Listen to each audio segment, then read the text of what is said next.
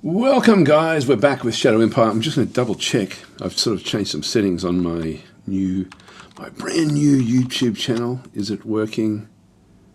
Yes, it is. Great. Okay, we're up and running. I just wanted to make sure that it was just automatically kicking in. So, welcome guys. If you are watching this on the Daz Tactic Live YouTube channel, then if you're watching the second video ever on that channel.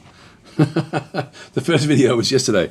It's actually quite liberating to actually be able to not have to rush into trying to sort of curate the algorithm. You know, we didn't even get one turn done yesterday in 3 hours of gameplay. It means I can actually just go through in depth with the actual games, which I think is. That's sort of what I do, to be honest, with the games. But anyway, with this, we're still in turn one. We haven't even ended the first turn yet. A couple of little things I did forget yesterday. I missed. This one was Boland actually had taken Drake, so we'll just go and make sure that Drake is renamed to Boland P. If you're watching this and wondering why they're being named, it's because of the we have the ability to sort of name units and also characters. If the character dies or does anything like basically where it's out of the game, that particular viewer on Twitch is then banned for 30 minutes. So that's sort of so there's some skin in the game for the people. We've got Sev, Boland, and Sick are the ones that we've actually now got in our group. I'm glad that Vic didn't actually add these in, because he didn't want to actually have it so that you could rename the actual leaders, and I'm glad that he did. I'm glad he did it for me and for you. Anyway, let's have a bit of a look. We're right on the North Pole, which is actually a good position to be. We're going to be sort of expanding out and trying to find things of value to us, basically. We need to also sort of in our back of our mind have an area where we're thinking, okay, well, where do we want to settle into next? What's our plan? And the plan for us really is to try to get to this lake. I need to get access to water. Otherwise, I'm just going to be relying on finding ice mines all the way through. If I press number one, again, I'll just explain everything as if we're going through it and trying to explain it to someone that's never played the game before. You've got these three different tabs down the side here. The first one is the orders that you can give to various units, but also to the cities themselves. Well, it's mainly sort of like to the SHQ, to the city, or to in this case I can sort of change things with different units and that as well. The next one down through here is the map layers bar, and so you've got these are numbers 1, 2, 3, 4, 5, 6, and so if they're down, if I press number 4, for example, it's going to turn that little grid off. If I show the color, you're not going to see it very much in here. It's very, very subtle. You can see there's a slight difference outside the other areas, outside the zone, which is just colouring and tinting where the enemy zones are. And then finally, the important one, which we will get into probably in this episode actually, is the operational logistics. This is really, really important. Yesterday we spoke about building roads. We just built this little road into here, and so I sort of showed it has to be connected to the actual road network.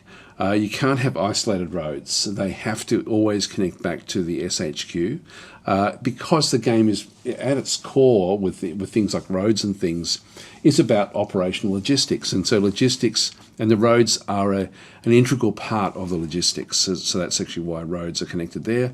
And again, if I just press number 6 on and off, you'll see that there's like a greenish tinge to everything. That's because everything is sort of in within the operational logistics of where we actually are. You'll also see certain things. I always press the WASD keys, which I shouldn't do. If you have a look at some of these, you'll notice that the actual logistics starts to fan out. So we go from green back in through here to like a yellow colour that sort of runs in through some of these other areas. When it sort of starts to hit mountains and things, you'll notice that the colour does change because the operational logistics takes a lot longer to go into these particular zones. And then it'll go to like a blue colour. That's actually a blue colour in there as well. It's sort of tinting it just because there's a green underneath it. And then it goes into red, and then finally it goes into just sort of like black or grey, which means that there's no operational logistics. So we don't have anywhere deep enough to have zero operational logistics, but we will talk about this as we get into the game. So there's different sorts of logistics amounts that you sort of will see, running through, which will then impact, the delivery of ammunition, fuel, things like that. If a unit requires food and it's in one of these red zones, it will always get all the food that it requires. As long as the food can reach it, it will actually then get it. So the game, the thing I love about this game, but also the thing that actually does, is hard for new players to grasp, is that it really is at its core a game about managing logistics, and I love that about this game. It's sort of one of the aspects that I really, really enjoy. Now, if we're sort of looking at our future expansion. We're looking down into the barriers lands, back down through here. We will be wanting to mainly sort of stretch out through this zone. And so I'm looking for areas where I don't actually have to have too many difficult terrain. So we've got this mountain range that runs through here. So this will probably end up being, there's no point really going to the north of this unless you sort of find anything of value. We could go to the north and then come south to get access. But we do have this great big open plain. Now, if I did go north, across to here, and it would mean that we don't have to worry about any attacks coming from the north. So that gives me essentially just like the front would be extended along the southern area, but not along the northern area if I did that one. So it still may be worth grabbing this territory, but I just don't know if we want to have the road come to the south of this area or to the north of it. And in reality, we're probably now going to have to try to find an area where we can actually pick up a second city. We may just try to expand a little bit before we do that one. Hi Click and hi Sapure. So anyway, that's sort of like just the thinking at this point in time before we actually even end our first turn. I'm sort of embarrassed that I didn't even get to move a single unit up in 3 hours of gameplay yesterday. Anyway, I had a good time. We generated a new world, and this is it. So anyway, we've got the other thing we didn't actually talk about yesterday was actually with the evaluation of the different units. One thing I didn't do was in the models go to the I'll just go to the air all actually. I glossed over the ultralight aircraft and what that means for our game. Now this is actually we're in a very very good position with our aircraft, and I will actually talk a little bit about this as well. So I will sort of spend time, I guess, going through all these different aspects. But in this case, the ultralight aircraft, now what I did was I went across to air design and I had a look at the operational range and saw it had 10. And I'm thinking, I like that. I think anything over 7 for me is actually a bit of a win. Anything under 7, like if it's 6 or lower, it's not really viable. And so I tend to, in that instance, I tend to then sort of close off, I never bother about aircraft if I can't get like a reasonable operational range. In this case, we do actually have a reasonable range. Now, we actually don't have any of the light aircraft, the Wasps, but we do actually have a Grasshopper group. I think we've got 3 of them on the actual map itself. So if I go and click on that one, for example, it should show up here, the 1st Recon Squadron, and it's got the TOE, what's that one? I forget what that one is. Table of, I can't remember what it actually is. Damn, my mind's gone blank. It's a very common acronym, or is it an acronym? Yeah, so I guess it's an acronym for. It's not tow model. It's something of equipment. Anyway, it's table of equipment. That doesn't sound right. Anyway, whatever it is, we've got some of these. So they actually do exist. If I go to the Wasp, we don't have any of the Wasps. So there's none of those actually in here at this stage. As I go through the Riflemen, for example, we'll sort of see that these are split between the 2 different brigades. So anything that's actually on the map will sort of then show up where we sort of see them in this sort of instance back over here. So this is what this little table of equipment down the bottom here. Units TOE. selected model grasshopper. Anyway, it'll be in the manual. That's one other thing I did mean to talk about as well. Is the manual is incredibly good, so I might even give that as a bit of a tip. In fact, I'll do that now before we go too deep into this, just so I can sort of show things like that, like TOE. What does that mean? So let's go and just get out of here for a second. One thing I do want to do is go and open up. I don't know if I can minimize actually. I can minimize the game. So if I go to prefs, it's clunky. There's no, it's sort of like, it's weird because the engine has been built by the developer. So to minimize the game, I've got to do that. What I want to do is I just want to go and grab this Sumatra PDF, and I may even have, I've got a fair few things open in through here. Shadow Empire Manual, there it is. So I would suggest that you actually have a PDF of the manual at all times open when you're playing, just so you can actually sort of find your way through. So if I just go in, and I use Sumatra PDF simply because there's no extraneous things on the actual like in the PDF itself. So and it's free. So if I do TOE. Okay, so strength levels versus their... okay, so it's not actually telling me what that is. It's got order of battle, OOB, but it's not showing me versus their ideal strength levels. It doesn't tell me what the acronym actually is. So the OOB comes up. Entries below the OOB entry in the list give you detailed information about the regular formation types. So that's the order of battle. Current versus our ideal levels are TOE. Okay, I'm not sure what the T stands for. Let's just see if there's another one of those. Table of organisation and equipment. There we go.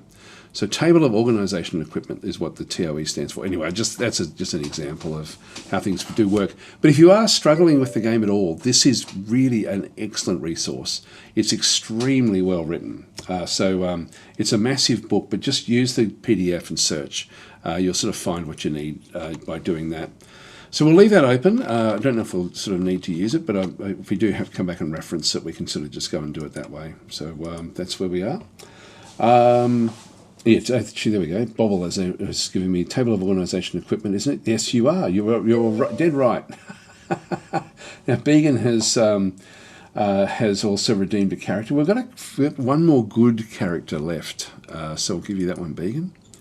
Go back across to our leaders. Actually, and then we'll get back to just doing a quick summary as to what we're looking at with. I'll try to sort of just go and do deep dives into all the various important things to consider, which there is a lot to consider. So we've got the only other tier 3 that's really of any value is this one here. So Owen Carbon Lord. So this one is actually going to be in the fights. So I'll give you Owen. So, but he will eventually be brought across into some other form.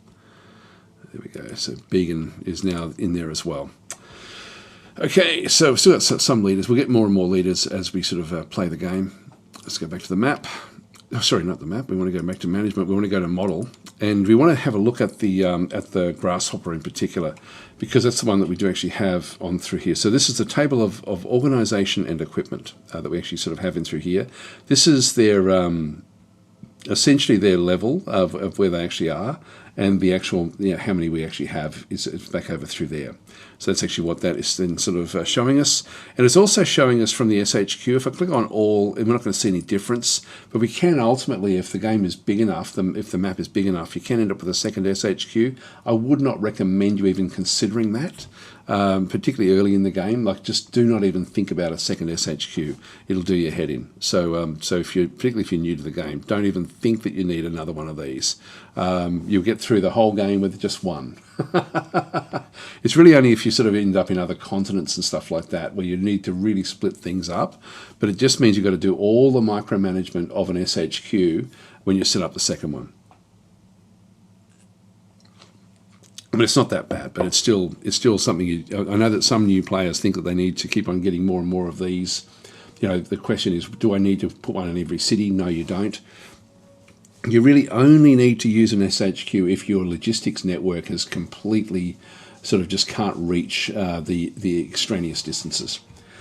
Leo Panther saying the manual is very handy, though I need some tips for countering Virtus spirals. I couldn't stop my meritocracy from falling into oligarchy.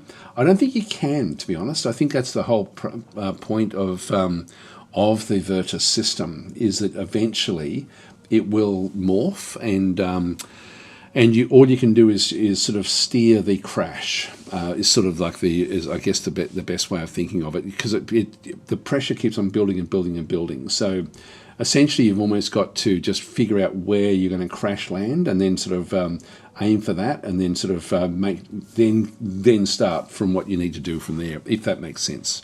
That's my understanding anyway. Right. So the model, this one through here, is actually fairly good. If we have a look and see why. So it'll tell me in through here as well, this particular one, which is a good recon craft, will actually then sort of show us the range 10 hexes in through there. So this is sort of like a visual summary of what we sort of see in the actual, in the design aspects of what they do. But really all I really want for this one is just the recon ability and the range. But the range is the important thing. Again, for me, anything over 6 or 7 means that it's viable. 10 means that it's valuable. So that's actually a good number. I'll explain why this is a good number, like how we got to this one without, we haven't done any design of the actual aircraft itself, but it makes it very, very valuable to us. And if we just go back across to back to the map, if I go back to reports, and this is one thing we didn't actually sort of show too much yesterday. I showed the Empire dashboard, which has got all your important information showing up in here. But we also then have other things that are quite important. And as we sort of come back down through the list, there is, under the help file, a summary, the planet statistics overview, and the agricultural crop details as well, shows you essentially what your planet is like in very, very simple terms. I'll start with agricultural crops, because this planet is an absolute hellhole in terms of the actual atmosphere. And so in this case, it sort of goes through, here is a summary of the needs of the agricultural crops on your planet. This is Salem 1. So Terran crops can only be built, this is sort of the maximum lowest temperature, well, I guess it's minimum lowest temperature, is 1 degree Celsius. The lowest ideal temperature is 10. And so we get variances because there are seasons in the actual game itself. So this one, the ideal temperature is 20 degrees Celsius for Terran crops. Below this temperature, there's reduced production, and above this there's no production if the extremes are outside of say 60 degrees Celsius. So between 10 and 30 is what we want. If we have a quick look at where we are, you'll sort of see the temperature where we are is 24. So back in back in essentially where we've got wherever the cursor is. And that will then change. Like if I sort of click on different places, we're looking at 19 degrees there. This one's 22 degrees at that location. As you sort of come down towards the equator, it's going to sort of fan out a little bit. Then the mountains, it's a little bit cooler. Back out on these plains, it's sort of like 22, 23. It is summer, I think. No, it's winter, sorry. So the sun it's not going to be cooler than where we are right now. So if that was, this would be quite a nice little location for building Terran crops, according to this report. But it says, and xenobiological crops is saying not present, not viable. And so essentially, if we had a good atmosphere, this would be a great location for building crops. But it's not. If we go back to the planet statistics overview. So this is actually the overview of the planet itself. So here's a summary of the key planetary statistics of your planet. It's a Salium 1. The exposure hazards are level 8. So if it's Terran, it'll be like level 1. So level 8 is nightmarish death on immediate exposure. So if you have a rip in your spacesuit, if you have a rip in anything, if any of the actual outside environment gets and touches you, you are dead. So again, mentioned yesterday, this is like in Warhammer, they've got different sorts of worlds that people actually go to sort of go and live on. This would be considered a hell world or a death world if you were death world if you were playing Warhammer. So anyway, this is respiratory hazards are insidious, death without a suit eventually. So because it's got a sulfur dioxide atmosphere, it will eventually kill you, but it's going to kill you immediately anyway with other things. Biohazards are extreme, and so death without. So just the biological the bugs in the atmosphere are extreme. So that will kill you without a suit. Terran agricultural and atmospheric toxicity is level 4. It's extreme. So any Terran plants here will die. So there's no point in building farms. Alien nutritional toxicity is also level 4. Like they actually have like sulfuric acid running through their veins. So there's no nutritional value there for us at all with the animals that are actually on the planet. So it's a really dangerous world.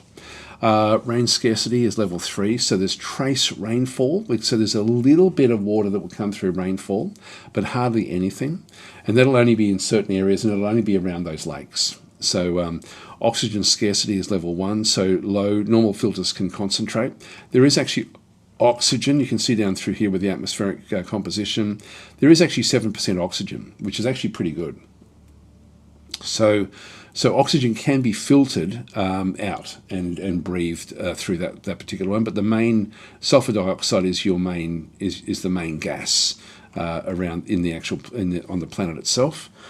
It's geologically active. Down through here we've got the plant development levels, so level 3. So it does have vascular forests and earth-sized trees essentially in some pockets, but not very many. We saw that there was just a couple of areas on the map that actually did have forest. Everything else is just grasslands.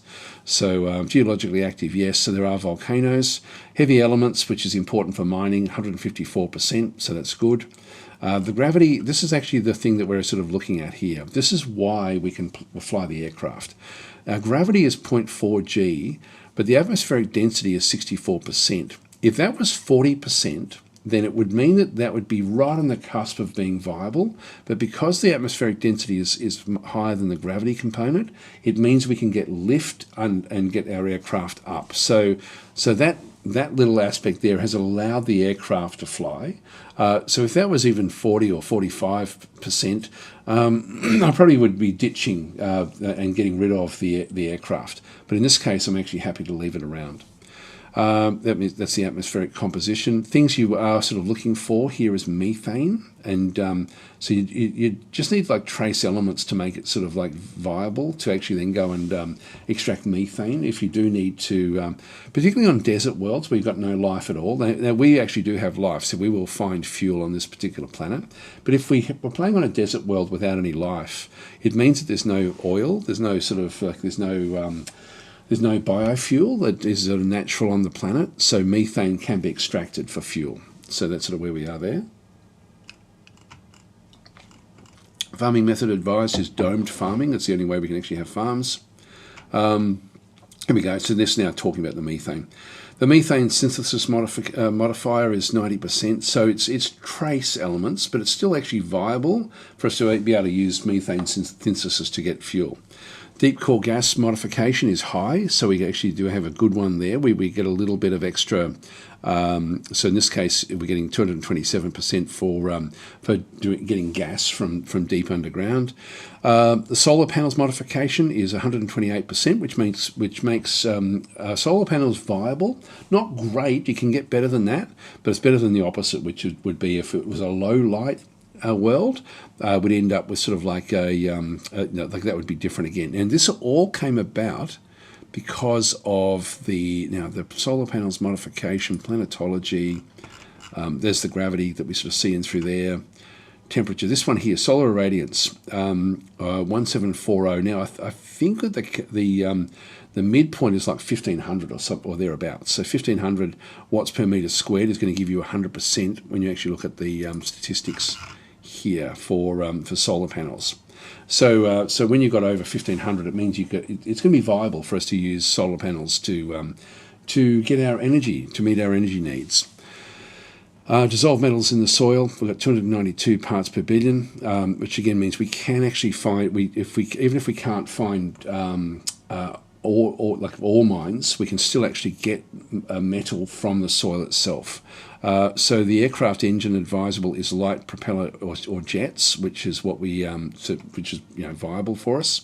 And so this just gives me a quick summary of what's going on. But essentially, that there just tells me immediately that yes, it's viable. If we were playing on a moon, for example, this would be completely different. Actually, what I might even do is I will actually just save where I am. I might just go back and do exactly that, just so you can see the difference. So if I go and again, I like that I don't have to rush, trying to do different things. And this is one thing I love about this game is I'm just going to save the game again. I'll just put it back over the top of this one. And we'll quit the game and we'll just quickly start up a moon. So you can sort of see the difference here. If we start a new game,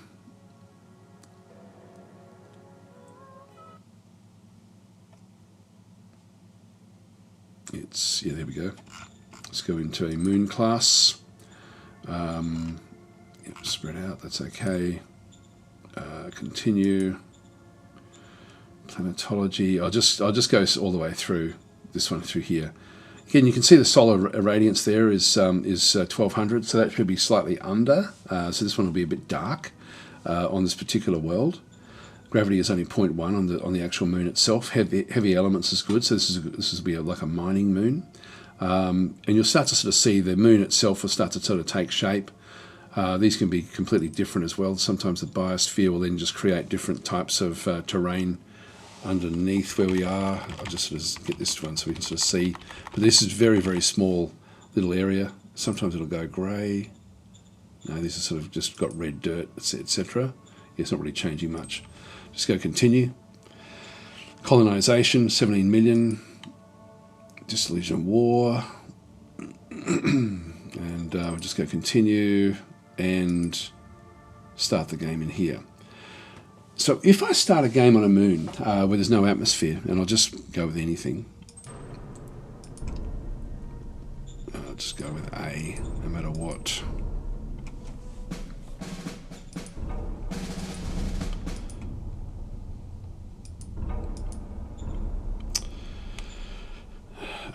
It doesn't matter what we should look at through here because we're really just going to be looking at what we do. Now, if I if I change the colours, like for example, if I just get rid of number 6, we're going to sort of see just the actual, like this is because we're seeing the supply range with that on. But it's off by default, by the way, that supply range.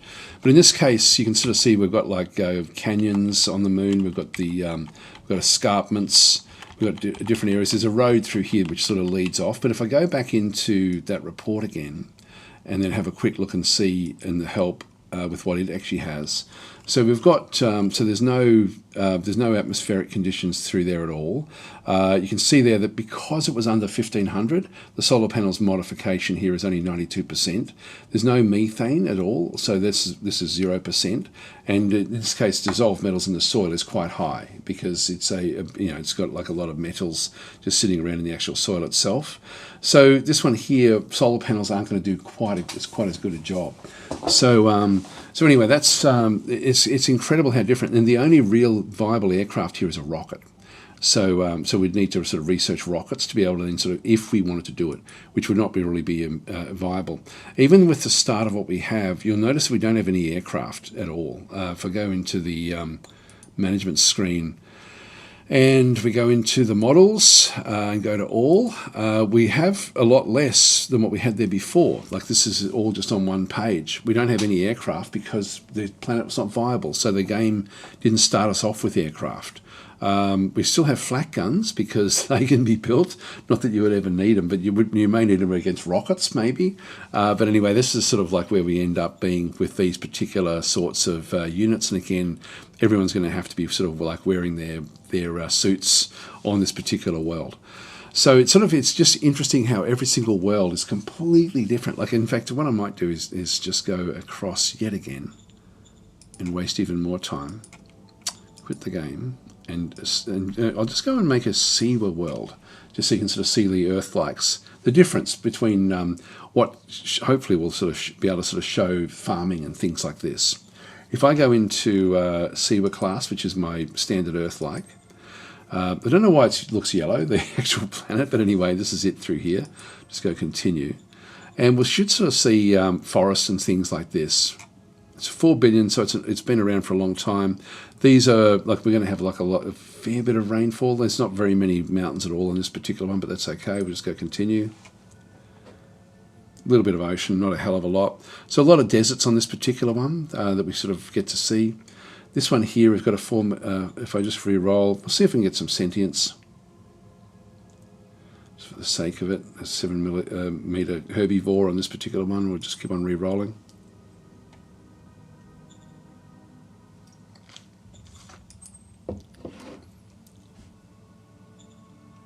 Looks like it's going to struggle here. Just keep on re-rolling. It's just roll 3 times and see if we can just get some sentience. This one doesn't even have any. This has gone completely it's basically just a dead world. We don't have to have it. I just thought, oh, there we go. So we've now got some sapiens. So the veromollusk is a 2 meter herbivore, and the veromollusk sapiens are the alien species for this particular one. So this one here, we've got massive amounts of oxygen. So no one light a match, please, on this particular planet. We'll just go continue. So colonization, like a fair few got there. This is a healthy. That's a farm, by the way. The previous one, you sort of saw there was forest and stuff down through there. There's actually now a group that is built farming out all the way through here. So Landing has actually built massive farms. This is a farming community. I love this. I love this aspect of the game. So they've stripped away the over the course of the 1,000 years or whatever it is, 1,500 years. They've gotten rid of all the forest and replaced it with farming. Let's just go back to Landing and just sort of have a look around and see what happens on the side here. So this is a Earth-like world. So we already know that it's going to be good for farming. Sometimes you'll also get terraforming happen during this phase as well. Just going to continue. Now we have the Dissolution War. The farming has now completely collapsed. There we are. And all we have is ruins. So all of that is gone. The forest has come back and reclaimed all of that territory over the course of like 150 to 200 years. There may still be pockets of farming, though, somewhere on the world. We just don't know where. Sometimes these little areas will actually have farming around them. Let's have a quick look over this side and see if there's anything where we can see some farms. No, it looks like the farms have all gone. So this is just, again, the collapse of society where the farming is no longer viable. Just go back to where Landing was, which was there. So that's actually now just a whole big area of ruins. I just love how the game does this. It's just incredible. And as we sort of come back into it, this one here will actually then sort of show, sort of like the variances now of an Earth-like world. So go and click on OK, and just click on A. I like that it randomizes, so you can just, before you even start, you say, I'm going to choose B all the way through, and it'll always be different. So we just start our turn. Again, we see the foliage. Just get rid of that one. And I'll just resign. I might as well sort of show aliens, just in case you're sort of interested in them. We will resign. Yes. But before we do the resignation, we'll just go back into here and have a quick look again at the help file. And you'll sort of see down through here that in this case, because there's oxygen is just so rich, like this is, actually still says farming method advised is domed farming, which is interesting. It shouldn't be. It should actually be fine. Methane synthesis is incredibly high on this particular world. Like it's got 1.2% methane. So it's going to be a bit smelly. But anyway, in this case, the solar panels modification is 121%, so that'll be around about, that'll be 1700 odd. If we go back into the planetology, 1600 watts per meter squared, so it gives us that particular viability. So all of these things do matter when you start to actually play the game, and they have a big impact on what actually does go on. You've even got things like, for example, this one here, we've got the acidity, alkalinity of rain. So it is actually, it's not neutral. This one does actually have, that's acid rain, isn't it? If it's that way. or is it alkaline? I can't remember. Anyway, there's so it's not the best rain. If we go back and have a look up through here, you'll sort of see that there's exposure hazard is limited, no effects on immediate exposure. Respiratory hazard is none, perfectly breathable. Biohazard's none at all. Terran atmospheric toxicity is minor insufficiencies, and alien nutritional toxicity is 4. The aliens on this world aren't worth eating, so that's not all that great. It will sort of show on the next one the actual crop levels. So again, there's no xenobiological crops are not viable. But with what did happen, here is a summary of our needs. Yeah, on this particular world, they did build farms. Like back in the colonization era, they just built farms. So if I go back, but it's sort of saying that the world itself is probably not really viable for it. If we have a bit of a look, again, if we have a look at our temperature, 17 degrees, if I wanted to build a farm, like we've got a dome farm down in here, but I could go to this location, for example, if I'll just dismiss that message, and just go into construct. And if I go into agriculture, it does actually doesn't have it there. No, the agricultural facility, that's just a farm. So I can build a farm here. It just requires a lot of water. So we need to have like a lot of water coming in. So we don't have this benefit on the world that we're playing on, but it's just incredible how different everything actually is. It does change things up. We would like access again to water. So I'd be trying to get up into here, but we even get water just from the rivers, and we also get water from the rainfall. So I won't sort of show too much more of this particular world. I'll just end the turn. So we can see the aliens. See what they're like. Aliens come in 3 different flavors when you've got sentient aliens. You've got sort of like a Stone Age type. You've got like a standard type, like the same level as the actual group that's actually on the world, and you've got an advanced type as well with laser weapons and stuff like this. That's okay. I'm just going to all that stuff. So let's find ourselves some sentient aliens. So there's lots of alien bugs and stuff around the place. Back and through here, but we're looking for aliens. That's going to be mutants. Yeah, mutants back out that way. Mercanteers there. Arachnids. AI. Walkers. There's some aliens. Okay, so these, I know they're confeds. There's beastmen, so ferals. So these are sort of like large creatures. Is that aliens? Nope, guardians. Come on, give me aliens. Where are you? Yeah, that's a different one again. These sort of, it's just the shape of them. Like if I sort of zoom in a little bit, you can sort of see their hat is. They don't need anything sort of too great. These will just be carboneers. Come on, where's the sentience? There definitely were sentients on this world. That's not them. I don't know where they are. Anyway. That's another AI group. Interesting little world, actually. Oh, here we go. So this will be one of the. And again, if I go to the reports and just go back down to the overview, if I go to the help and go back down to the planet overview and through here, it'll tell me that there's 3 alien life forms make up 3 of the minor regimes. So there's a heap of minor regimes, but 3 of them are actually aliens, and this is one of them. And so this is a group of them in through here. And these will actually be, in this case, we can sort of see these are land-dwelling sizable herbivore. It's intelligent and sentient, a species that is able to coordinate. Not very strong at all. And so this is probably a Stone Age one, a tribesman. This is a cephaloid tribesman.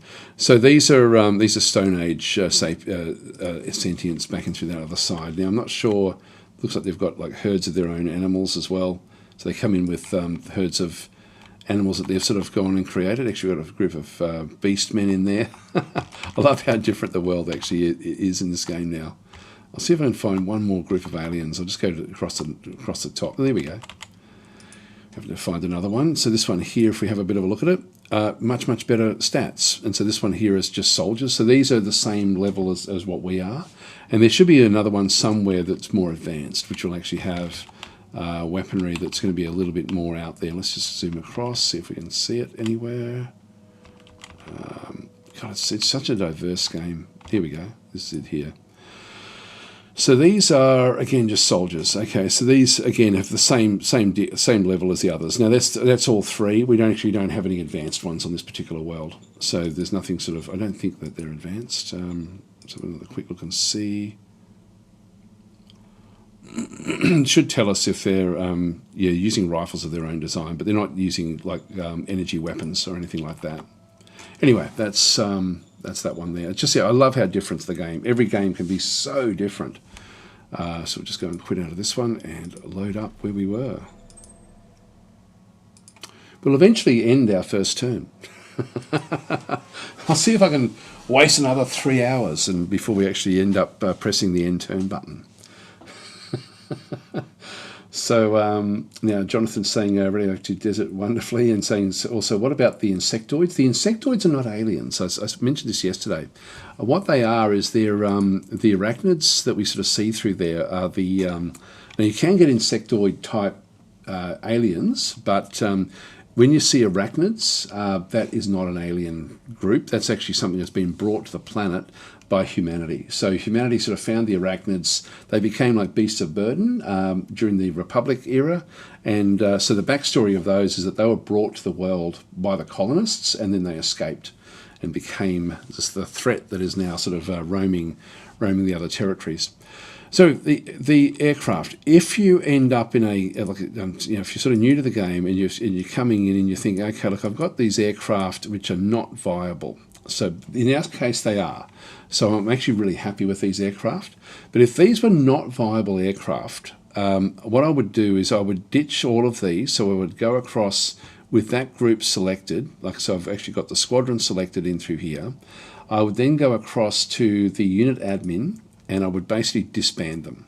So I would actually give orders to send all troops back to the SHQ, and to turn after delete the unit. So we would get rid of it that way. So that way we just don't have to have it on the map, and that way we get the equipment back and so on and so forth. So we get a little bit of stuff sort of coming back from it. So if it's not viable but we've still got them, then I would do that. The next thing I would do would be, and that will then go back to the SHQ, and the SHQ will then end up with it will end up with a whole lot of different units. It'll end up with aircraft in here. In fact, you can sort of see, actually it's not in there, but it'll be they'll end up going into reserve, and from there you can destroy them. So you can actually sort of end up, we don't have anything left in the first SHQ just yet, so I can't really show that. Then the next thing is we've got an airfield here. You can sort of see there's an airfield there. This airfield is taking up valuable, if I go back to assets, I always like to have the default set to directly under the hex that I'm looking at. So this is what's in this particular location. So in this location, we actually have a truck station. We've got a high command. We've got an industry, which is giving us some industry points. We've got a recycling plant, which is giving me trace elements of fuel, metals, and rare metals. We've got a bureaucratic office here, which is giving me, at this stage, 49 bureaucratic points. We've got the airbase, and the airbase is chewing up 2,000 workers and 20 fuel per turn. If fuel is a problem on worlds, and quite often it is, it's not on this world, but if it is a problem, you may want to just switch that off as well. So what you can do is, if it was not viable, I would select the airbase, I would come across to here, and mothballing it will actually still keep the workers there, but there's no upkeep on it. So there'll still be trace workers, just keeping the gates, keeping the gates closed, but keeping it operational so it can be brought back up to speed if need be. But it means we don't pay the amounts that are sort of up the top through here. So mothballing is viable, just to sort of like you end up with like a small guard force just looking after it. But if you close it, it will eventually just take damage and erode over time. And so I would be closing these. If I'm not going to use them, just close them. That way there's no one that actually looks after them anymore. And they just basically end up collapsing and going into complete disrepair and then being destroyed over time. So that sort of would be the option. And anything that you're really not using. Now also, just if you are new to the game, you'll sort of see different colours through here. I control this. This is all public sector stuff. Private sector is a different colour. So the private sector has got a dome farm inside this location. We control a dome farm over here. You can see the change in colour, but they actually control a dome farm in the city itself to feed the people. And we can see down through here, they make 900 food for the population. And they give me, as I guess like a tax type amount, 110 food per turn. And they also provide me with 30 the 30 private credits are then used by the private sector, and we'll do a deep dive when we look at what they're up to. But they make their own money through these different things. If we go to the second screen and through here, they've also got schools and a police station as well. And these provide, this is actually something we will need to focus on fairly soon. We need to get these quality of life aspects up and running as fast as possible. And so they have their own private workers, which are sort of the population, which is sort of coming in to work in these different fields. We don't have anything to do with those. We also have a degraded liquid energy mini reactor. And so this one here is giving me 100 energy. Sometimes you won't end up with anything this powerful. Sometimes you might end up with something that only gives you 50. So we're a bit lucky there that we're getting 100. So that's sort of like a good start for us. Anyway, that's sort of the way that you would then micromanage what's being built, and sort of like the upkeep that you actually have around the place. Right. Well, let's start expanding. Let's start to move our troops around. Now we've got two different groups: the 2nd Infantry and the 1st Infantry. The 1st Infantry, if I go and click on these guys and look at what they actually are made up of both machine guns and riflemen. The machine guns, when we looked at it yesterday, were a good model, and the riflemen were pretty poor. But these guys are viable, and I can sort of move them anywhere I like. If I was worried about aliens and things, I can still actually sort of move into one and then move the second time. So I can do multiple moves. I do want to start to expand. Where do I want to expand into? Just be careful. If you're pressing WASD, it will actually change what your orders are. So if I go back into here, M is move, I is inspect. That's the best way to not accidentally click on things. But quite often, WASD, you can end up with there's a couple of them, like attack, air recon is Y. There's a few of these that end up sort of strategic move is S, so you don't want to be clicking that one as an example.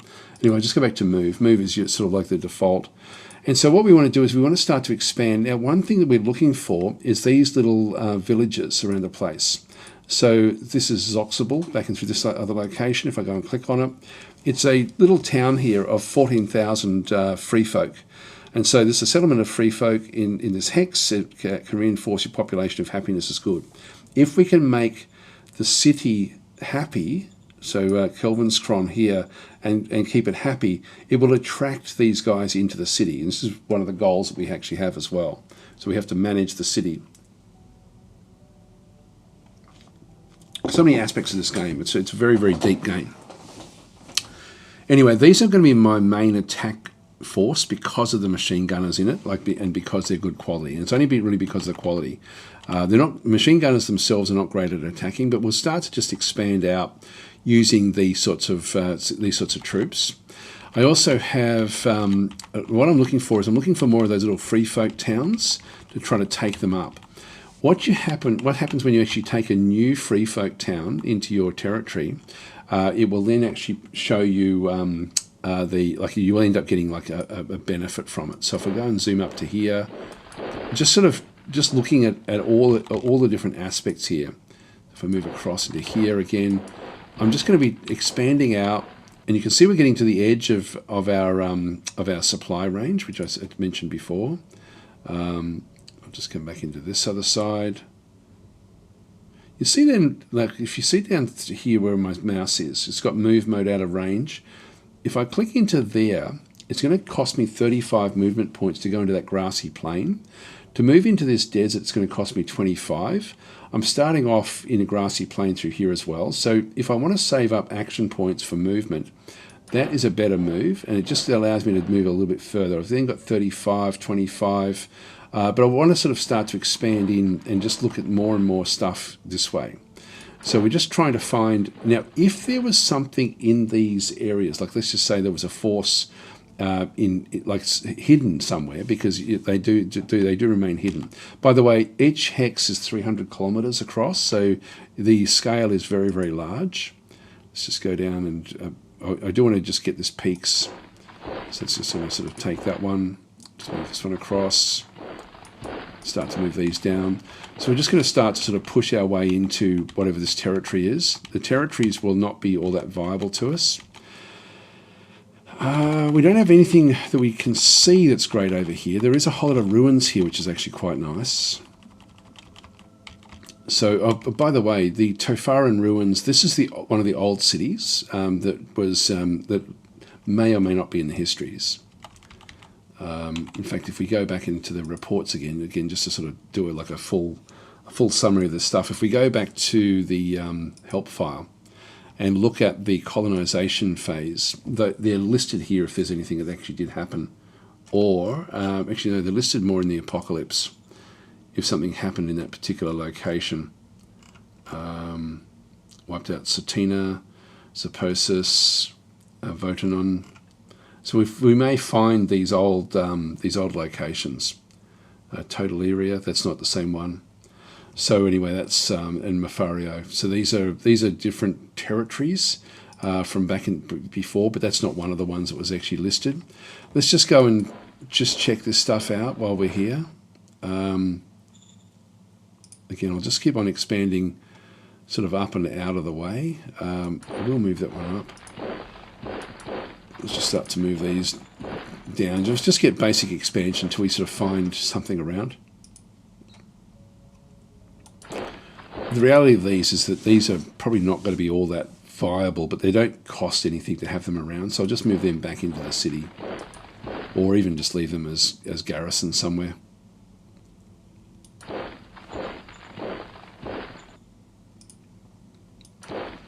Just in case something sort of does sort of come back out.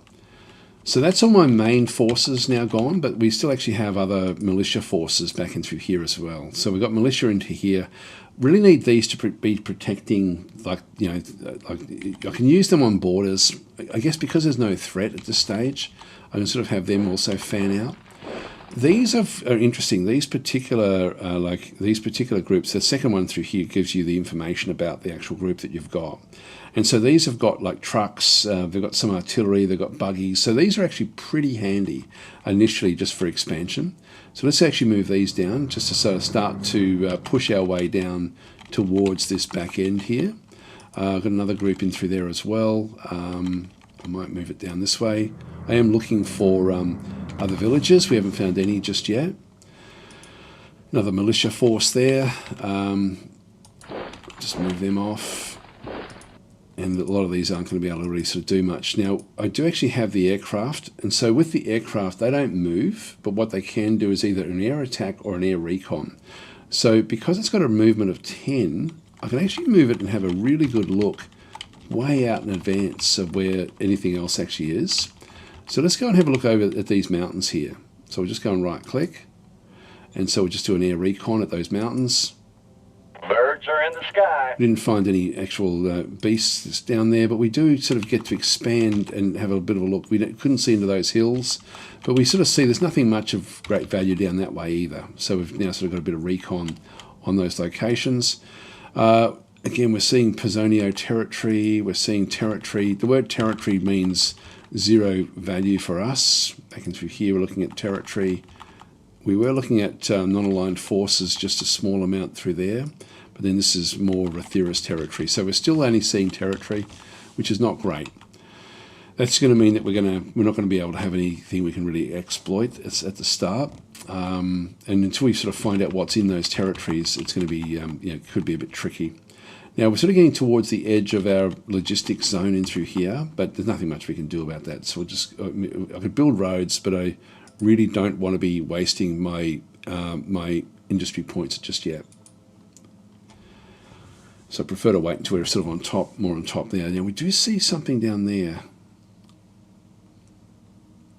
I should have checked to see what this was. Here we go. So they're actually, whatever is in that territory is now moving up into position.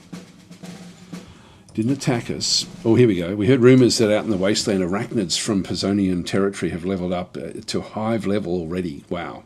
That was only 2 turns. So the arachnids now become more dangerous. So this is like now Starship Troopers. We're now in a Starship Troopers type world. Now I found a stockpile in the zone Kelvincron on Hex, so machinery has been secured, or 5 machinery has been secured. Now this is usually where we find a like a free city, but I don't think we found any. Anyway, we found machinery there. We've got a fate straight. Admin level has risen to level 4, so we get fate packs in through here. These are where we can spend those fate points. We've earned ourselves a few fate points last time. Now blame it on the vodka. What do we end up here? We get +1 fate points. So one of your happiest and most intelligent leaders becomes alcoholic. It's not worth doing. It would be worth doing if I could actually pick who it was. Actually, I could do that. We can give that to someone that we don't really want to have around. If we can do it, I'm not sure if we can. This is interesting. This is actually the new with the new DLC. And so what we end up getting is you end up with a pattern sort of showing where things have come from. And so we'll have to now talk a little bit about this one through here. But you've received 4 new political stratagems. Now, we've gone with meritocracy. And so we're sort of seeing the meritocracy sort of levels back in through here. So if we have a look and see with what's going on. So we actually have, and it gives me the information through here. So the true expert of armoured warfare, so Panzerhead, this is a political pack stratagem. So we'll give selected units the Panzerhead unit feat. This political stratagem belongs to the meritocracy category. So again, the one that we're actually in. It's a common strategy to find the political stratagem pack. It's normally executed by the director of the staff council. We'll provide you with the unit feat Panzerhead that does the following. Specialist in armoured warfare at a tactical level. Multiplies the attack and defensive power of tanks by 3. So when we get tanks, that one's going to be viable. No role required for the stratagem. We'll give the selected unit the Panzerhead. Then we have governor evaluation. So and again, this will be I'll just read all of this. So thorough professional evaluation will help improve skills. This is political pack stratagem. Again, effect will attempt to help the governor do his job better. Will provide admin skill, notably others as well. And so type and conditions. This political stratagem belongs to meritocracy again. It's uncommon, so it's not as common as the others. You'll see with the star, 1 star means it's common. 2 star means it's uncommon. So there's 2 uncommon ones that we actually have through here. So it's normally executed by the Director of the Interior Council. Upon play, difficulty is based on the leader's inverse capability level. That difficulty is multiplied by 30 times. So difficulty is increased with plus 25. Leadership, so we do want to have probably the Interior Council running before we use that one. Leadership skill roll will be made. Criticals and subpar success will modify the result. Will attempt to help the governor do his job better. Will improve admin skills, notably others as well. So that's sort of what that one does. And then we have a skill building seminar in through here as well. This is another meritocracy one. So all leaders will improve their skills a little bit. This one is usually, again, done by the Interior Council. So we actually don't have an Interior Council just yet. I can play it using the secretary, I think. So I still can play this one if I wanted to. So difficulty is based upon the inverse esprit de corps. That difficulty is multiplied by 3. Difficulty is increased with plus 10. Administration skill roll will be made. So we could still try this one, some of these. Then finally we have one that's a bit different. So this one here, you can see it's a different colour. This is a civic reward. It's not the shiny metal, it's the gratitude of the whole nation. This is a political strat packagem. We'll give the civic reward leader feat to the selected leader. So type, this political strategy belongs to the democracy category. So this is outside of our normal one, so it looks a bit different. You'll see that the bordering is a different type of border. So we are picking up democracy stuff as well in this case. It's an uncommon strategy to find, normally executed by the Interior Council. Again, we'll provide you with the leader feat civic reward that does the following, gives the leader a medal, and he gets up to 4 relations around depending on Virtus. So upon play, no roll required, and then we'll just become more aligned with the actual with whoever we are. So that's actually what that one's sort of doing. So that's now more packs we end up getting. A few other different things in through here.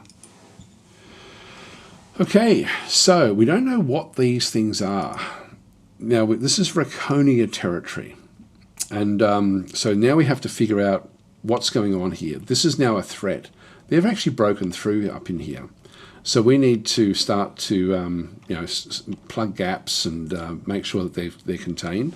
So they are sort of moving around. Now, if we have a quick look, we didn't get to see what was down this way. This was Pazonian territory. Now that was actually part of, if we go back to the vids, Pazonian.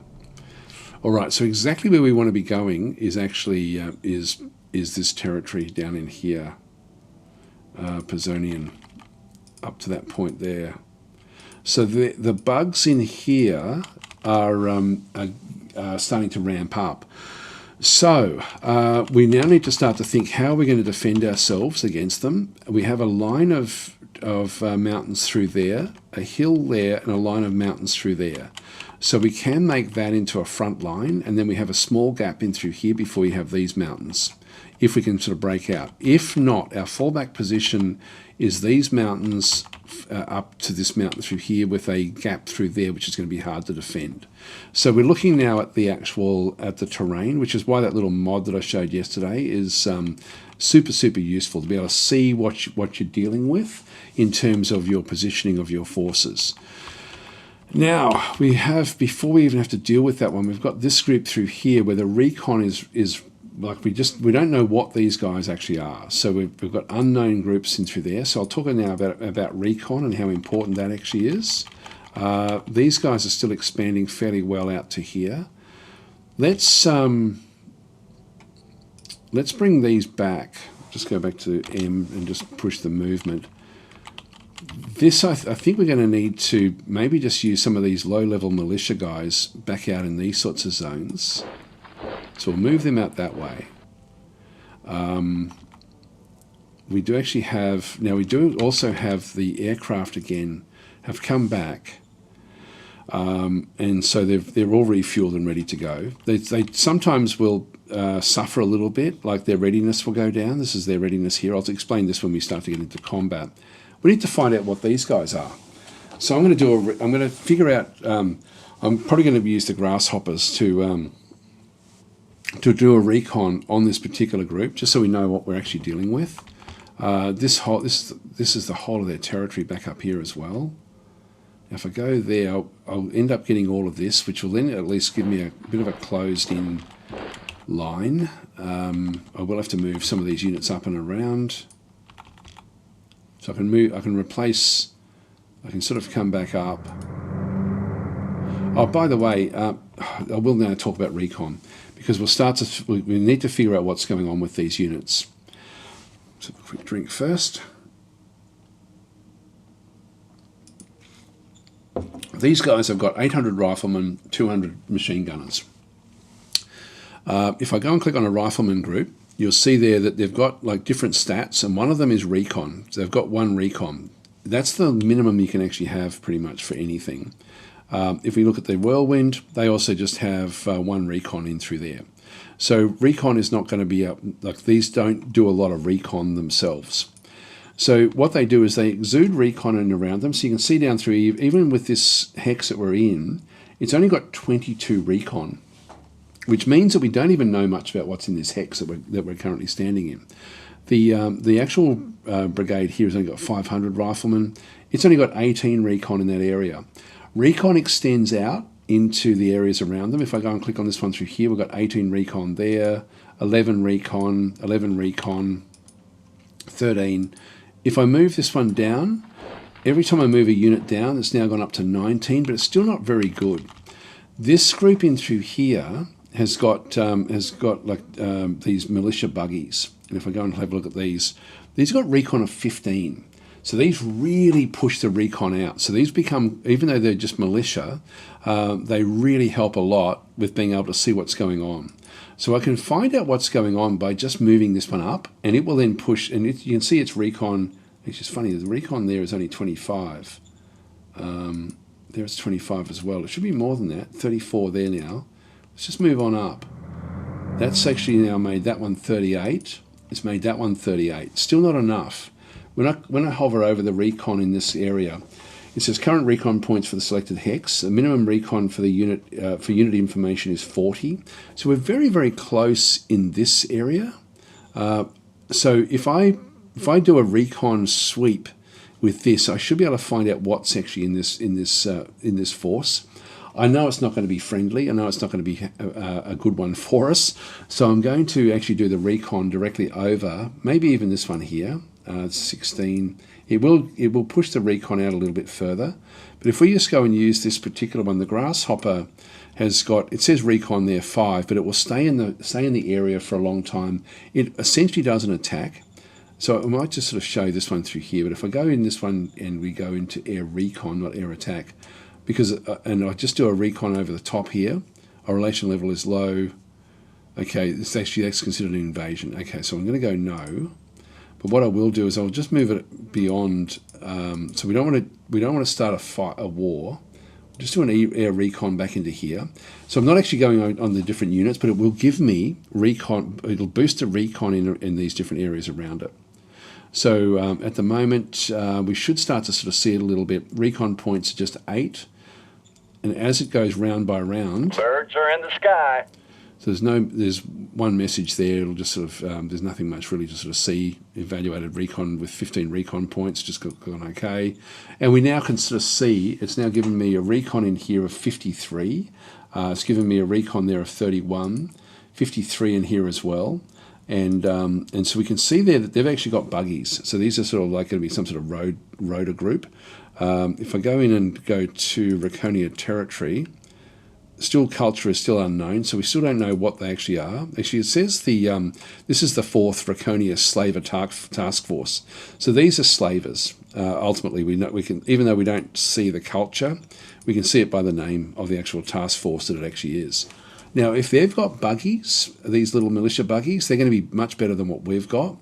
So an improvised armoured car, this one's going to hurt if it sort of comes after us. Now, they're going to have a lot of these, so we're going to need to start to plug the gaps to stop them from sort of coming back in. Now, at this stage, they've sort of already broken through there a little bit. What we want to do is I'll just go back to the movement again, just press M. If I go to there, and I'll just go back 1. Now, this is Sick is in control of this one. I don't really want him involved in the fights. I'm going to move him back to be with that particular group. The commanders we don't really want to be too much in the front lines. Let's just move back a little bit there, and we'll sweep these up as well, just to sort of create like a front line with the orange, with the 1st Infantry. They're not going to be able to help. I'll just push that one back there for now. Yeah, we don't have anything left there really that's going to be all that viable. The territory down into here, I do want to make sure that I try to claim some of this territory. So let's just go and push these down a little bit into the Arachnid territory, just so we can claim these defensive positions. It's looking like this is now going to become the threat. We did see some movement out this way. There it is. We still don't know what that is. Just militia there. So what's the recon that we've got there? We've got 23 recon there. Let's just see if we can push this a little bit. It's now 39. It's very, very close. There we go, Arachnids. Now this is Zemonia territory. This is we've got 2 lots of Arachnids below us. Damn it, that's not good. And this one we don't have defenses here. So we've got Arachnids here. We've got Arachnids here. We don't know what this is. It's too far away to worry about. Let's just keep that one where that is. This is going to be hard. We're going to have a hard time here with all of that happening. But we have to try to keep these guys at bay. They're going to be sort of coming in. They will declare war fairly soon, I would guess. They'll probably try to negotiate with us to buy slaves.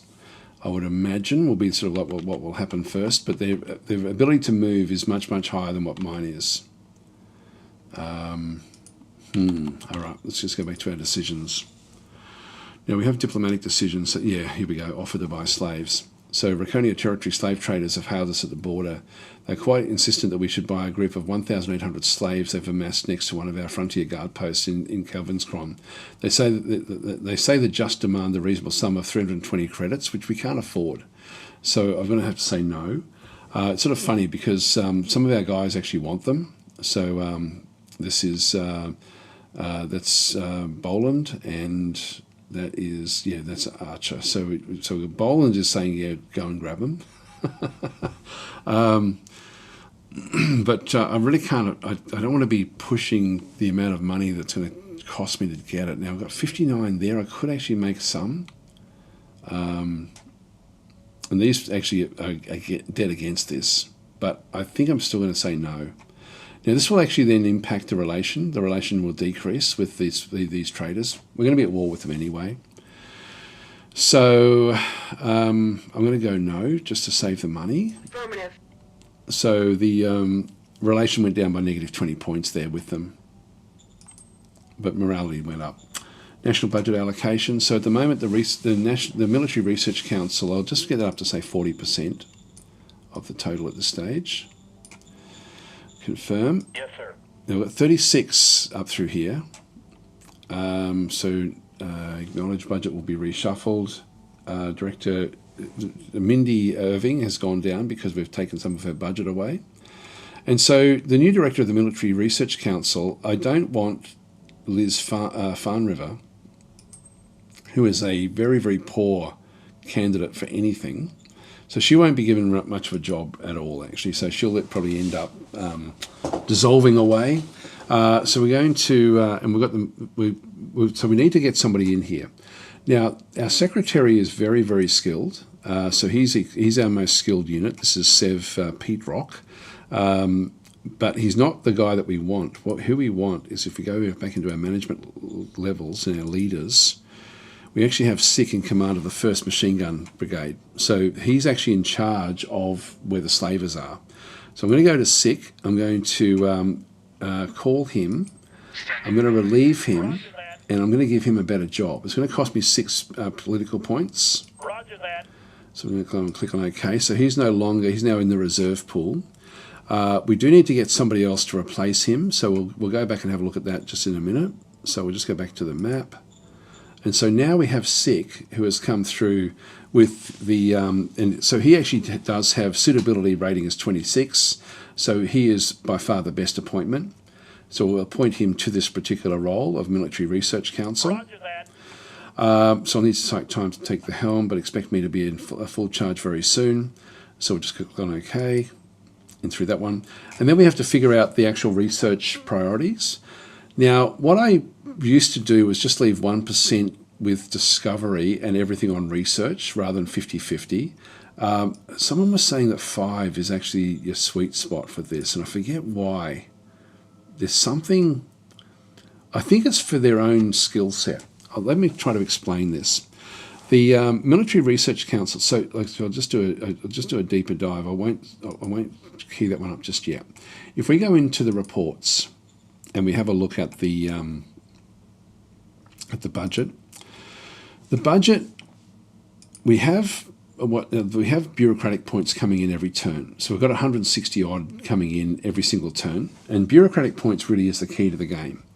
So we produce 75 of them ourselves, and because we're a small bureaucracy, we actually receive 85 in bonuses. So we're getting a lot of different points in through there.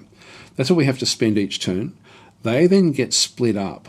So we end up with at this point in time, the Supreme Command Council will get 60%, so 98, and the military research will get 48.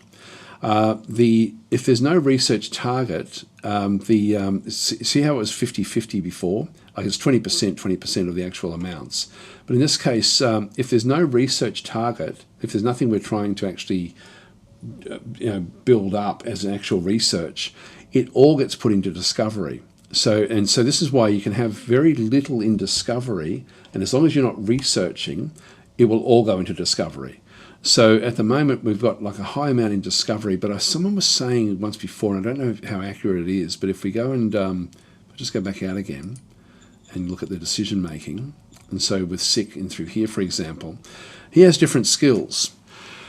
The skills do different things. So the inventor skill, if we hover over this one through here, can be one can be a good scientist but never have an original idea. The inventor skill is all about looking at science from a creative angle. This skill will aid in making tech discoveries, not tech research. So used in model discovery and design tech discoveries. So he's already got natural skills in finding the actual discoveries, and so we want to keep on pushing that up. And we do that by allocating some of the budget. This is my understanding. Like 5% budget will then just mean that he keeps on honing that skill and getting better and better at it. And at Cap 3, he's going to do reasonably well. Then we have science, so probably the best place for a leader with high science skills. We don't have much in through here. So like this is in a research council, used in research tasks, and so this one here is actually used for the research itself. So these two skill sets that he has, we want to be boosting these up, and these essentially get stretched by what he ends up doing. So that's why personally I don't know if this is going to work, but I'll take what someone had said, and I think that was the reason they gave. But if I go that, I used to do 0 and 100, and if that meant that if I didn't do anything at all in research, it all went to discovery anyway. But the suggestion was to make that one say 5 or even 10, because there's hardly any real difference. But it just means that there's some amounts always going back in here just to keep it stretched, just to keep him learning as he goes. So we'll confirm this, and this one will then ultimately mean, when we have a quick look at this one, if I just go back to the reports again, you'll see there that technically this should be 2% of the total budget and 38% there for research, but we're not researching anything just yet. So it's all the actual bureaucratic points goes into discovery. So that should sort of keep him sort of thumping along as we sort of go through the future turns. I hope that all makes sense. I'm just going to grab myself a drink of water. Be right back.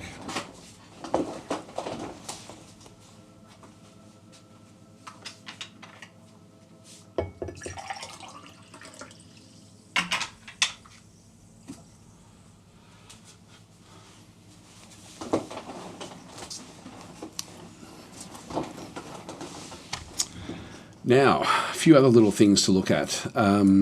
Yesterday, when we were looking at the game, we were looking at the cost to build this particular location, and we had like a lot of industrial points. We now have a negative 176 industrial points coming in, so it's gone from positive to negative, just because we're using it to build this. So if we look at the assets here, we can sort of see there that there's 1.1 turns left because we don't have enough of the industrial points to build it completely. So it'll take me another turn. We've already used up, we found 5 of the machines. We've spent 1 of them as well. We actually did get a couple more. So we've got a few extra machines in through there. Money-wise, we're still doing okay. I wish the money would actually tell you sort of like very succinctly how much you're making and losing. We have to keep a track on that. We've got food is still going up, water is going up. It's important we sort of look at the maximum storage for these things. So we're getting close to maximum storage with the food. So I'll probably end up trying to sell more of that off fairly soon. I'll let the market sort of stabilise because we sold it off last turn. Oil is going up well. What I want to do here, I don't want to sell it off. What I want to do with when we get close to the maximum storage is just slow down the production. So I can do that again if I just go back and press number 1, just to sort of hide well, I can see it there anyway. I can go to this location and I can just tell it to go to 75% production, 50%, 25, or even mothball it. Just so it's still there, but it's just we'll then sort of make use of it. This one is taking up energy. We can now start to see the energy requirements, so what we actually end up having. So we do actually have a problem with energy in this case. So energy is going down at 14 per turn. Now, once that drains away to nothing, we can only have maximum storage of 312. We'll need to get energy. That's going to become vital fairly soon, but it's just going to mean that everything will run a bit slower because the energy will be sort of compromised. I guess that's a lot of countries in the world nowadays with sort of renewables and stuff like that are still struggling now to sort of meet up with their load. In this case, that's the same deal in here. We're actually already spending more than what we have. Once we start to get energy weapons, that will go up even higher. So anyway, that's we'll face that when we get there. We are scavenging a small amount of this, and so if I go into my management again and look at the actual techs that we actually have, we do actually have solar energy already selected, so I can build the solar energy panels. Just go back to the map. So let's just say we go back to Kevin's Cron and through here, and just for the exercise, if I go across into, it's just to see how much it's going to cost. Actually, where is it? Construct energy. So there's a few different things I can do here. I tend not to bother with scavenging furnaces. They really chomp through what's left in the ruins. In the ruins, you can end up finding artifacts. So I try to preserve the ruins as much as I possibly can, just so that I can actually mine them for other things rather than for just for energy. But I can actually build these solar panels. Now, the 50 is the amount we're supposed to get, but we know that we're going to get a big bonus because we've got more solar irradiance on the planet than normal. This one is going to cost me 200 of the rare metals to build one of these. So I'm going to have to save that up, which means I can't really spend that to make money. So often it's a good source of money, but we will actually be getting more of it in a couple of turns here anyway. Anyway, so that's sort of like just a bit of the economy, just keeping track of what's going on. Everything else is looking pretty good there. So it's really just the industrial points as we build up is just going to be a bit behind everything. These won't attack immediately, but they will be annoying. These will try to break through and take territory until they declare war. And they now no longer really like us. If we go and click on them, yeah, we're still not seeing anything really going on with that one just yet. I think that's all we needed to do this turn.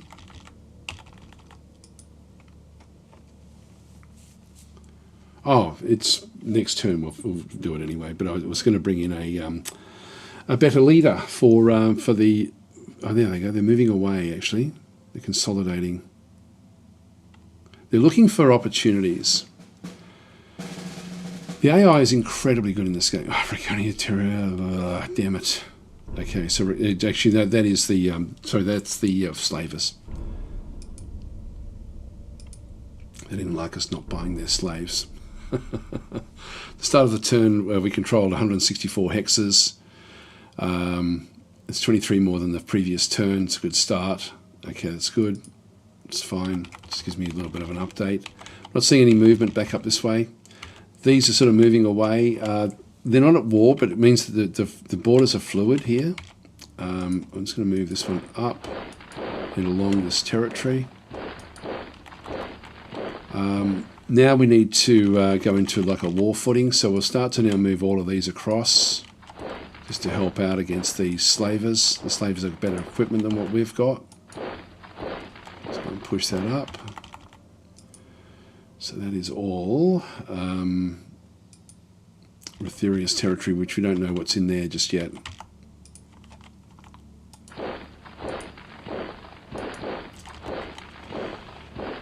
I sort of really need to keep a group back down in here.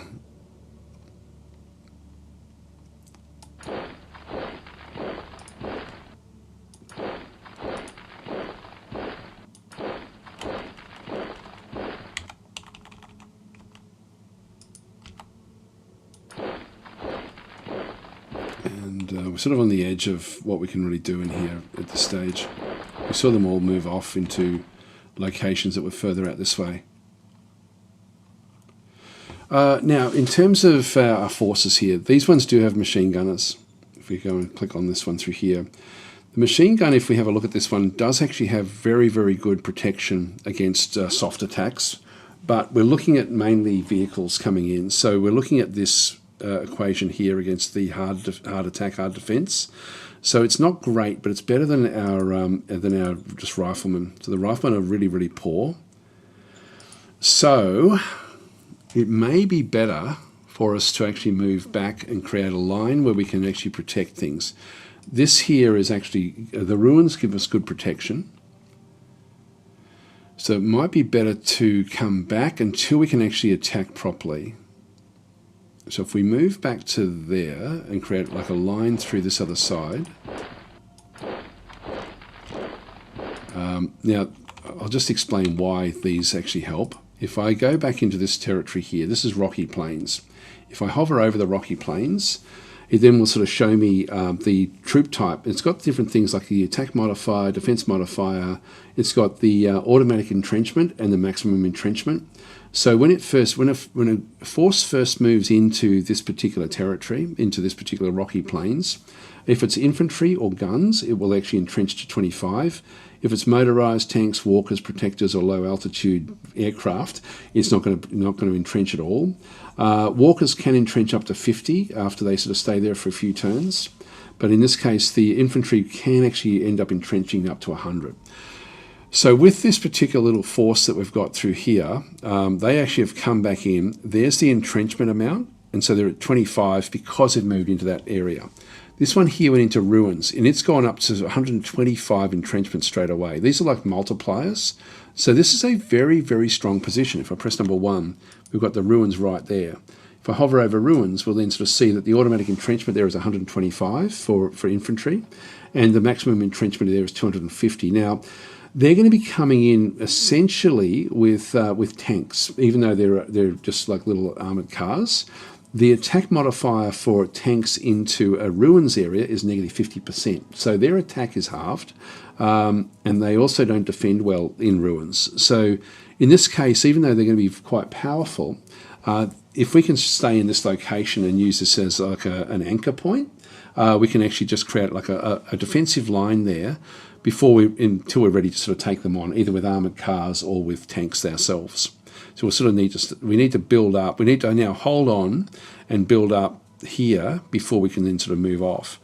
Now we've got a few different locations in through here. This is rocky plains, sand plains. We saw what rocky plains were. That was 25 and up to 100. This one here, sand plains, is 0 and up to 50. So these are terrible at trying to hold on. So these are not very good at all. It's also important to sort of see if there's anything, well, in this case, actually motorized actually attack at negative 60%. So they don't attack well into sand at all.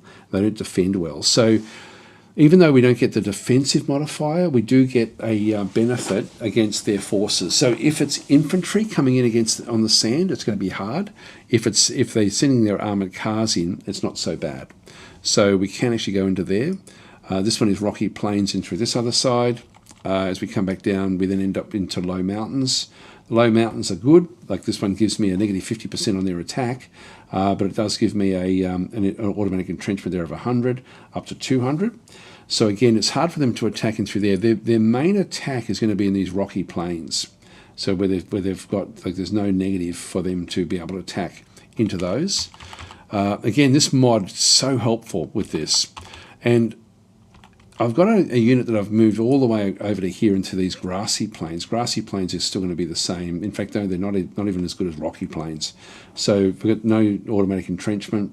Maximum entrenchment is 75. The rocky plains, because it's more rough terrain, does give me a little bit extra with it. So this is actually, I think we've got units there, I think. Oh no, I've got it there.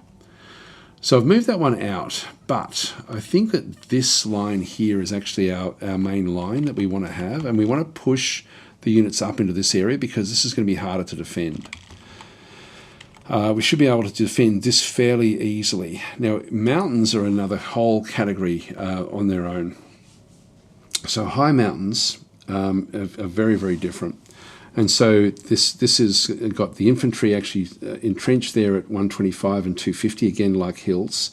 The motorized attack very, very weakly into, like they've got a weak attack into mountains.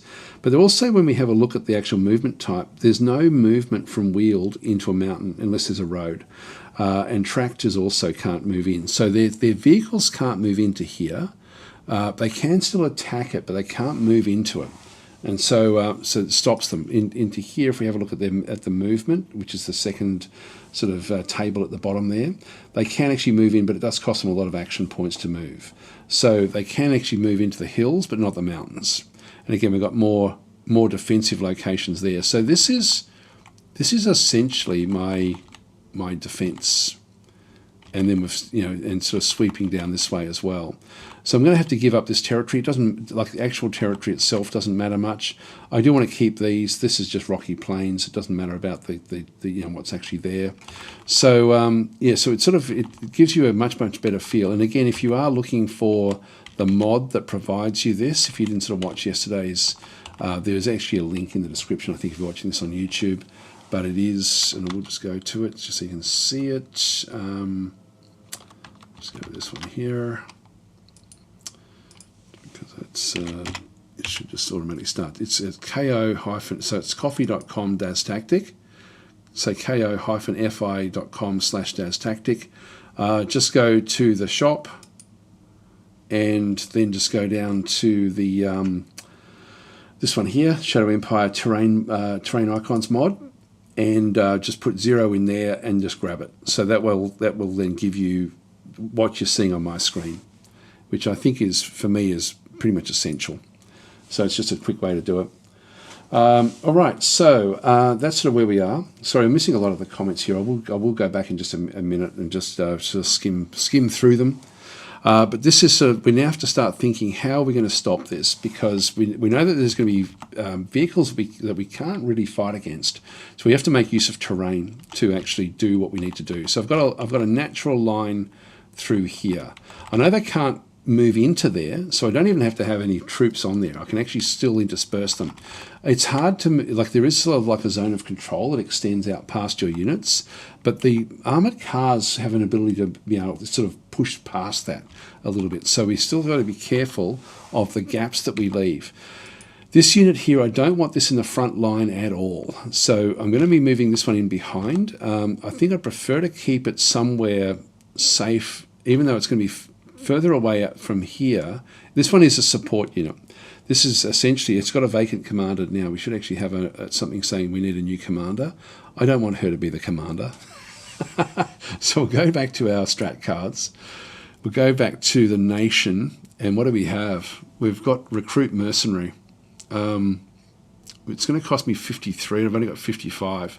I'm going to have to use a junior. I really can't afford a mercenary. So I'm just going to go into recruit junior. I've got 2 of these cards. So I'll execute the stratagem. Affirmative. Your new leader has been added to the reserve pool. She's useless as well. Wow, another cap 4. Low intelligence.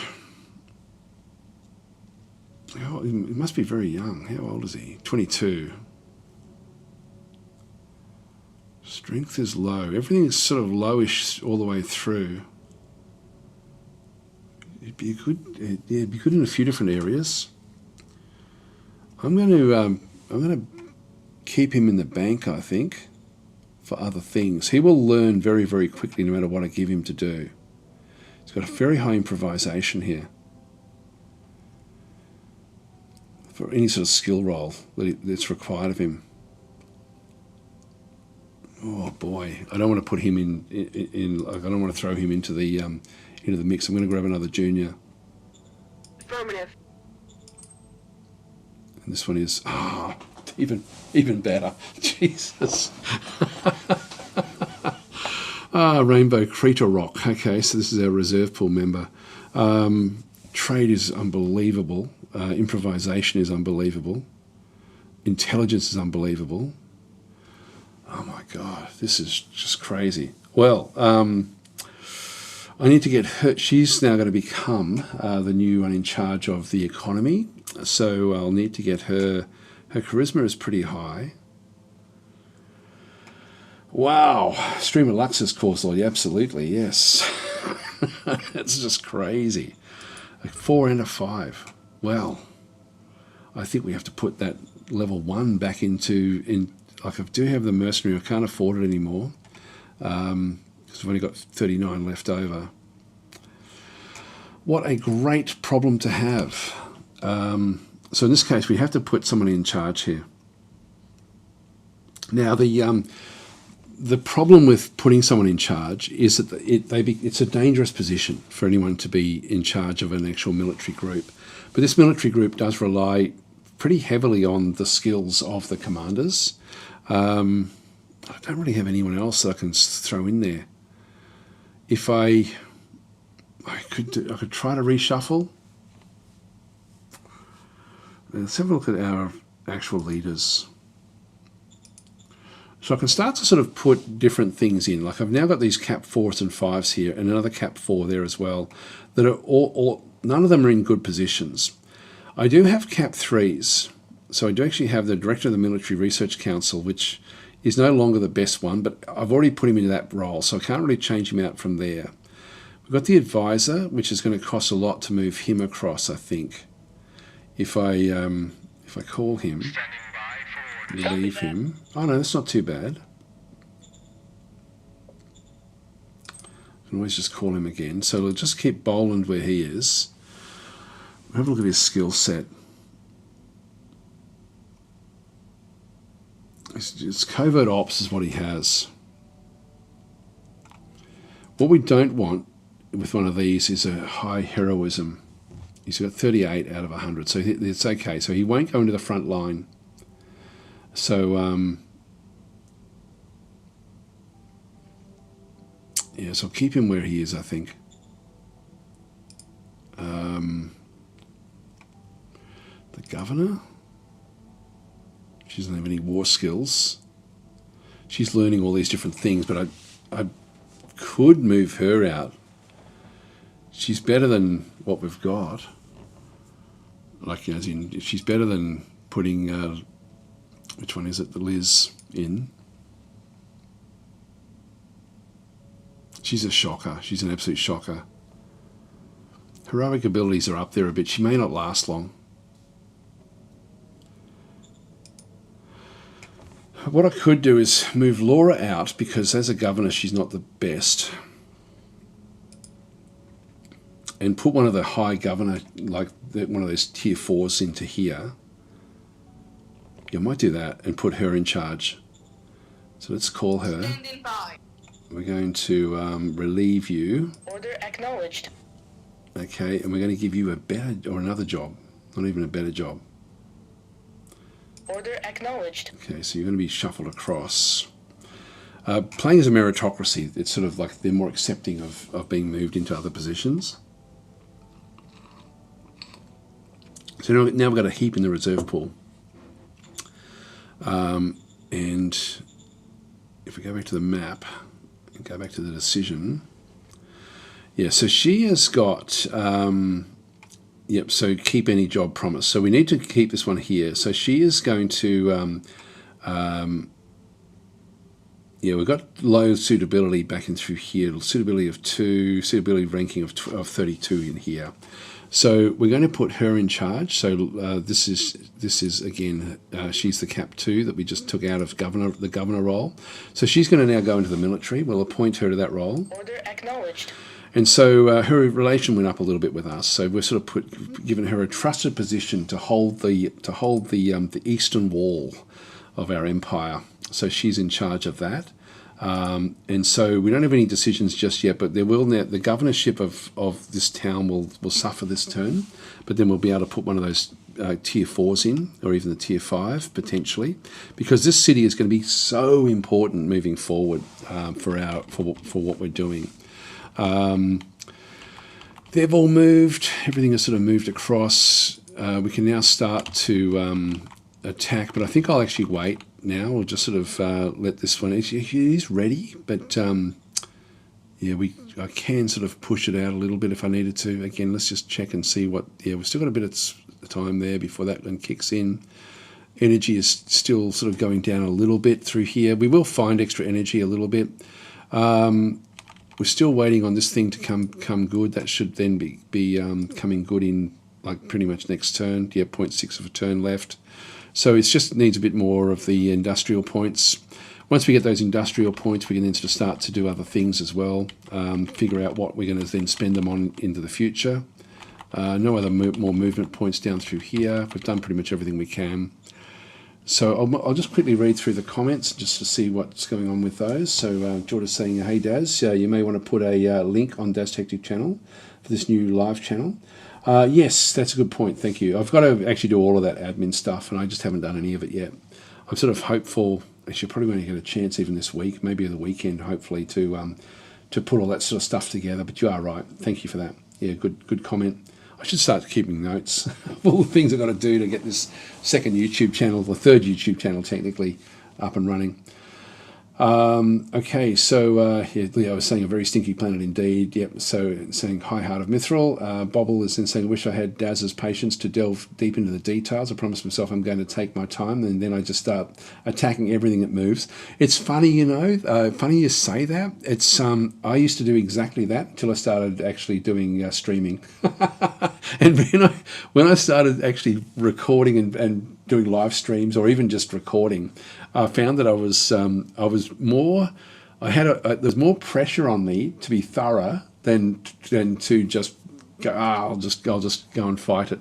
For example, I've been playing a little bit of Conquest of Elysium 5 just for my own enjoyment over the last few days, and the same with that. I just think, yeah, I'll just attack, but I know I wouldn't do it if I was actually streaming it. But yeah, so it's funny that streaming mindset really changes the way you play, which is interesting. So Jonathan's saying your radioactive desert, wonderful. Yeah, so I don't know if we were looking at one of those previous worlds. Yeah, so Jonathan's saying mostly wanted to check what type you had on that game. Long time I had one in one of my games. Last Aliens I had on another game was using laser rifles. Yes, and I managed to recruit a decent sized group to help me in my struggle against a major. Yeah, so that's when we were looking back at the aliens, the sentient aliens. They do come in the three flavors: the Stone Age ones, the Standard Age, which is what you are, and then the Advanced. And so the Advanced will actually have laser weaponry, and if you can befriend them, you can then end up sort of recruiting some of them as mercenaries to then fight with you. Any of the groups will actually end up doing that. So, and the best way, if you are playing on a game that does actually have aliens, like sentient aliens on the map, choosing Mind as the profile will actually help you with your diplomacy with the aliens. So that's just a little tip. If you actually do have that, you should end up, if you play Mind and then sort of play diplomatically with the aliens, you should end up with mercenaries that can be very, very powerful. Some of them are quite weak, like it's all sort of, they're randomly generated when the map is formed, based on not completely random, but they're based on the evolution of that particular species as to how strong they are. So Jonathan's saying 100 workers to keep an asset. Yes, so you can get down to just a small amount just for the for mothballing, or not mothballing. Yeah, mothballing. Okay, so Ken Dorg is saying I tried with this game. It has a lot of really good ideas, but I couldn't get past the UI. Yes. I know what you mean. No, the user interface is probably the weakest part of the game. It's hard. It's sort of a game that, I don't know. There's so much in it. There's just so much in it. One thing I could suggest, which would help actually if you are into it, is the Decisive Campaign series that the same developer made. Is the user interface is better because it's more contained, but it's very similar. So you get a feel for how to play this game by playing that game. It's historically World War II. And it's an extremely good game again as well. But that's that one. The interface in that one is I guess more streamlined because it's based on history, whereas there's just stuff everywhere, or like in the user interface and the user experience with this. I've got to say is poor. Having said that, there's just, I mean, like even when I'm recording this, the only safe spot for my head to go is in this bottom left-hand corner. It's the only area that's not actually really used much. Everything else is used for other stuff. So it's a funny one. Okay, Basie is saying once those bugs start spawning, it's going to be like Starship Troopers. Yes, and we've already now got this one. So this group of bugs has not gone into hive mode yet, so the Zeminar territory, but this group of bugs went straight into hive mode, so the Prozonian territory. And so this will end up Starship Troopers coming from this particular border through here somewhere. This is why I'm now looking, where do I extend this line? And I think I'm going to have to do it through here. So this is going to be our defense, and that's unfortunately a last line of defense. So I want to go a little bit out just to sort of see where things actually are, but they're going to come thick and fast very, very soon. So that's going to be really tricky there as well. So we're now looking very defensively across these different locations. I'm not going to be trying to attack any of these, just going to be holding the line. So a couple of saying that was an excellent explanation about something. I forget. I don't know which one that was for. Anyway, thank you. So Jonathan's saying also have more improvements for unit management and battle. Not sure what you mean with that one.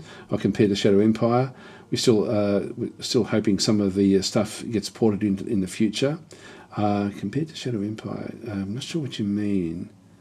Also have more improvements for unit management and you might mean the decisive campaign games.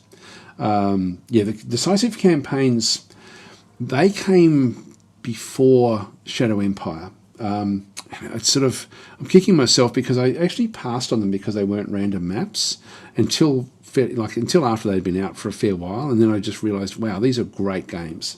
They really are very, very good. So Carapathus is saying, if you watch Dad's Tactics YouTube Shadow Empire tutorial, it explains the interface quite well there. It's how I expedited my learning of the interface. Yeah, that particular series is still relevant, even though it's like a couple of years old now. The interface hasn't changed that much, and the approach I took with that tutorial series, because I do talk a lot about things in depth, every single video is split into two. One is the absolute minimum you need to know to get a result, and then the second one is the long explanation. So if you're looking at it and think, oh, that's a 30-minute episode on how to use an industrial point or something like that, you'll find that the first 10-20 seconds will be the minimum you need to know to get what you need to get there, and then the rest of it will be the explanation as to why you're doing it. So I quite like that approach in that series, because it did actually allow me to split, to give, for people who wanted to just quickly get the information, it was there, and then you could find out why you were making those decisions. The why is really important with these sorts of games, but I do understand that people do want to just get into the game. All right, so now we have these different forces. Again, I just want to have a quick look. This is not a good location for us to be holding on to, but it does give me, it's a special location. I get 100 population at the start of every turn, so I do want to protect this if I can. These guys here aren't that strong. I'll plug these into some sort of areas. If I go in this one here, I wanted to move this one back to defend. Now, I'm going to have to take it up into here, I think. Maybe there. Just get a bit of sort of defense in depth with this particular location, with this particular group. And so I'll try to keep on this. I'll try to keep the orange forces on this northern part of what we're doing. So I'll use that one as the anchor point at the back. And this one here, I'll keep it where that actually is, and I'll use this one to just support some of the others. So I'll just move that one up into there. That one I'll move up into the line as well. So we'll start to move these forces into their different areas. These are more for softening up attacks, so I don't really want to bring them into what we're doing. I might just even move them down into the actual the main location here. I need another group, so I need to start to save up industry points to build another. Ideally tanks, but that's not going to happen. Tanks would start to crush these guys, but initially we need to defend, and we're going to need machine gunners for doing that. So we've got a bit of work to do here, And we didn't find any special equipment, unfortunately, either. So we don't actually have any like super equipment from the Galactic Republic. I didn't find any other little villages, which is unusual. Normally you would find them as you start to expand. So this one here, I'm not going to be moving, so I'm just going to keep that one. That will start to entrench. So at the moment it's 65 entrenchment. And so it will just stay where it is and just entrench its way up to about 100, I guess. Actually, what is that? Rocky Plains? Yeah, 100. So it will entrench upwards. All right, that's about all we can do this turn as well. So we'll end our turn here.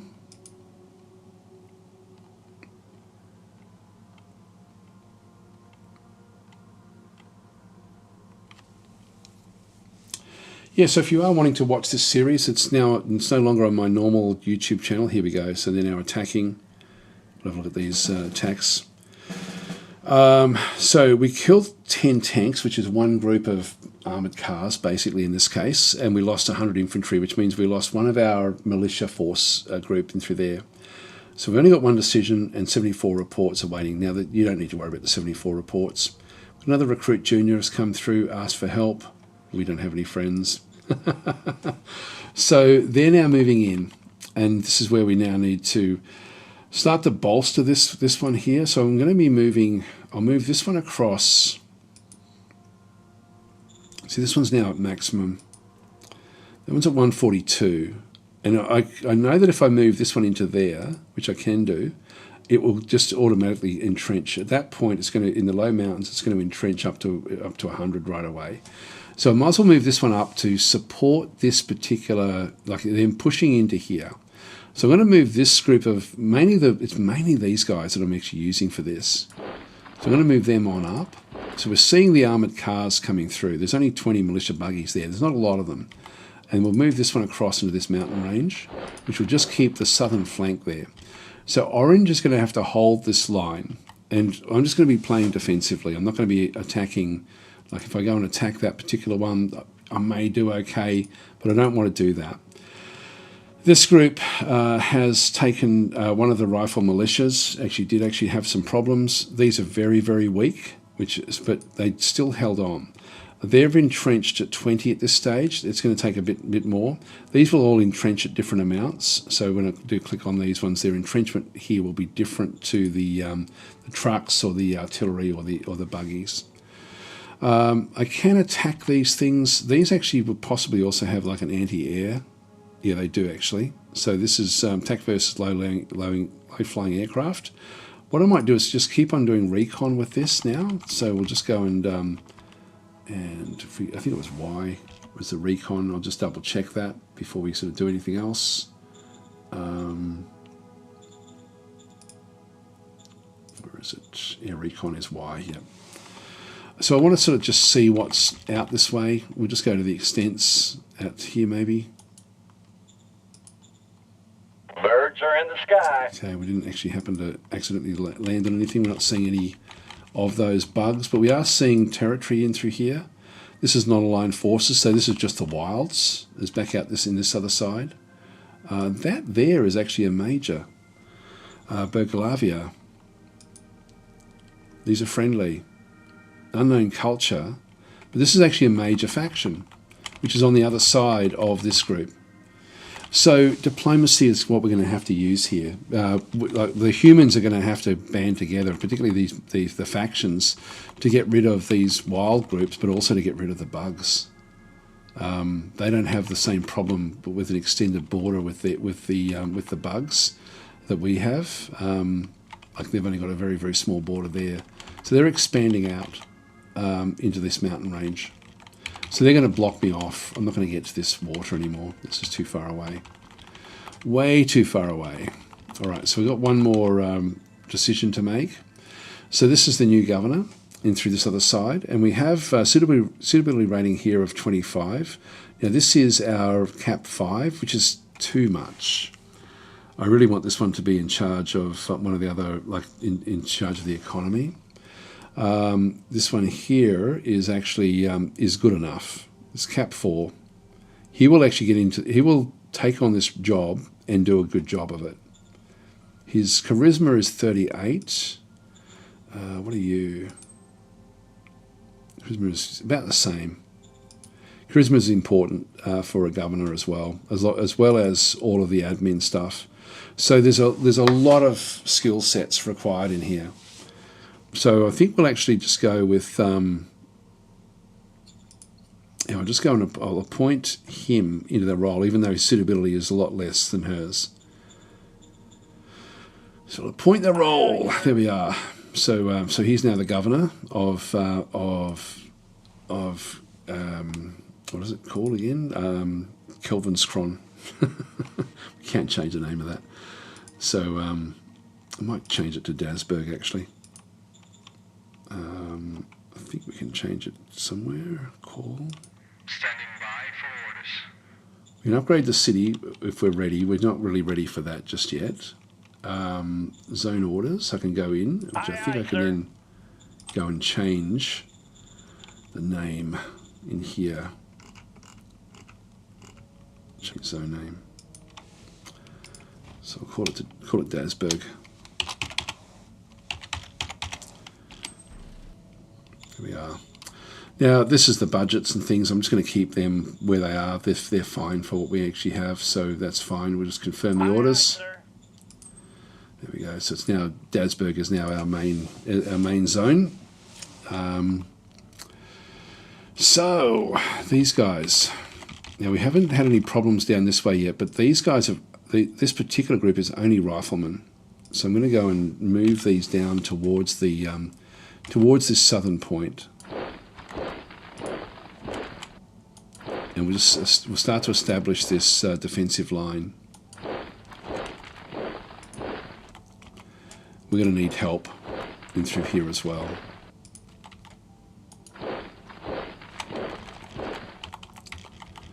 This group of bugs is trying to sort of get around us.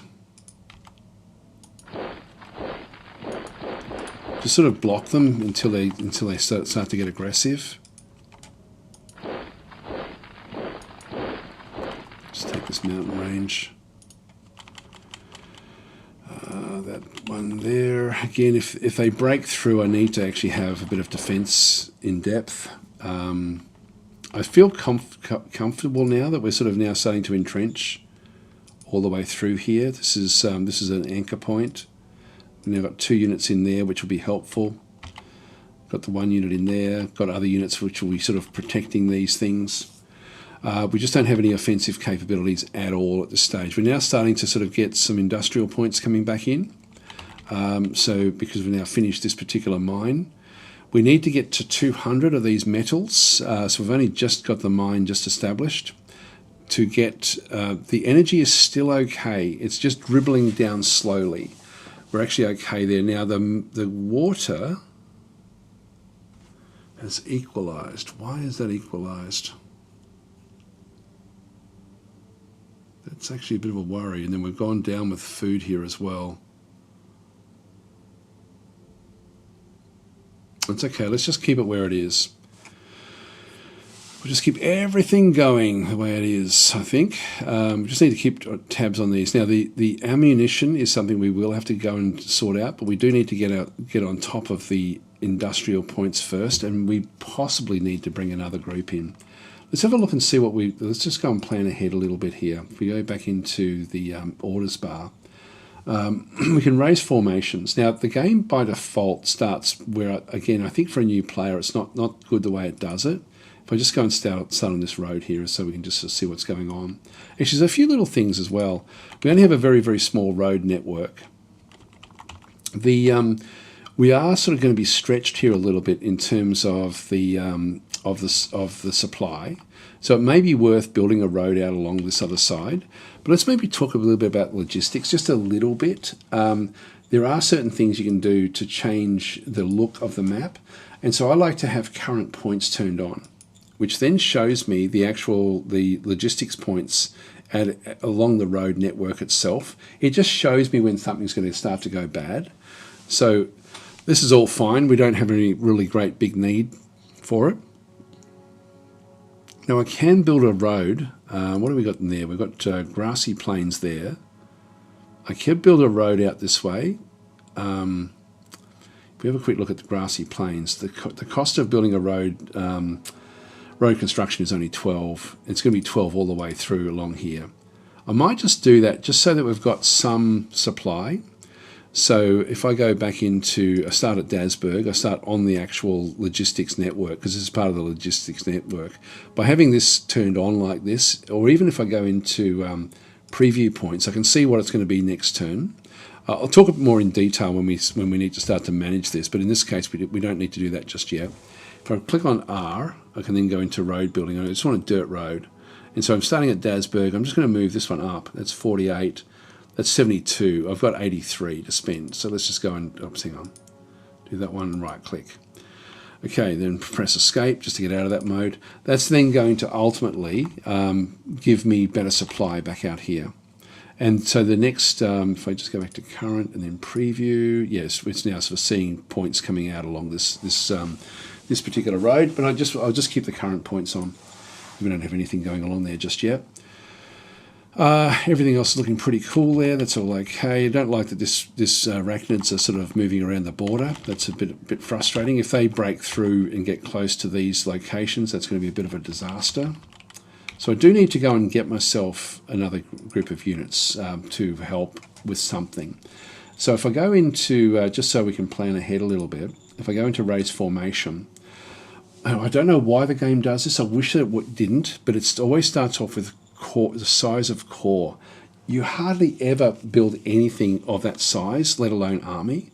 So the game really should start off with brigade. And so we're looking at low-level brigades. So brigades are much easier for us to then sort of go and try to sort of build something up. But if I go into core, I've got a massive amount of stuff that I need to actually have. So the recruits, I've got 4,100 recruits.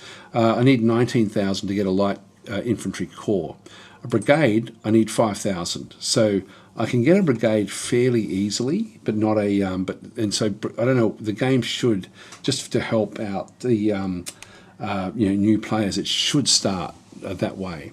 The other flavour of things we have to look at is whether we use an OHQ or an independent group. I'm almost okay here. I still need a lot of industrial points to build one of these. But what I want is this one here, this machine gun brigade. And so that's what I want. And I just can't build it just yet. If I go and click on it, it's going to then tell me that it's the troops are at 75%. I've got to be over 50% in all these different things for this to work. So troops-wise, I'm okay. The cost, the cost of troops is not a problem. So we're at 75% there. We've got 4,000 out of the 5,500 that we need.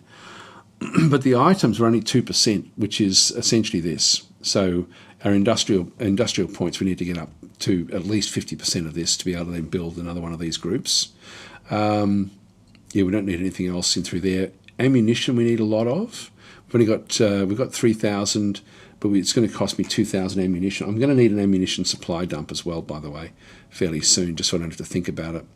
So they're going to be producing these infantry and these machine gunners. I can also go back and actually build specific forces as well. I can eventually get like a staff group that can then start to design the makeup of the actual forces for me, which is really cool. If I go and get rid of, so it doesn't have an operational HQ, if I go back to just independent groups, you can see through here, for example, 500 machine gunners. I could grab this one as an example. So I can use these to supplement what we're doing as well. This one's only 70 and 500 to go and build one of these, but I just don't quite have the items to go and do this one just yet. I still don't have enough industrial points, but I could go and build just a group of machine gunners, which are really only going to be useful for defense. Other things that may be useful here, this is only just page 1, is that we actually do have the light tanks. So 50 light tanks is 460. I do have enough for that. That would be that would give me offensive capabilities. The other thing that we're interested in is buggies. Why aren't we seeing those? So we're looking at independent. I'm not seeing the actual buggies there. The light tanks, it should be there. Not sure why the little group of buggies it doesn't show up. Interesting. What am I missing here?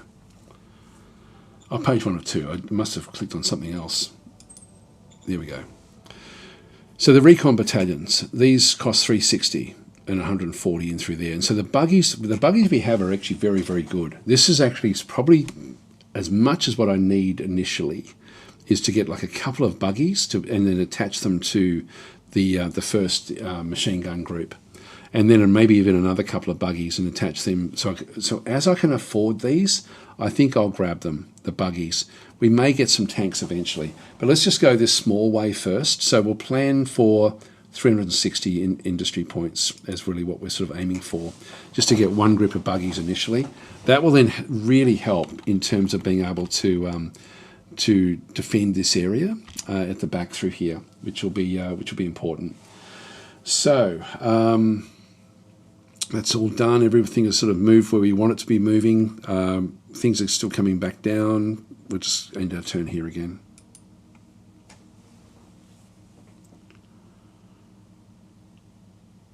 Now they will keep on pushing.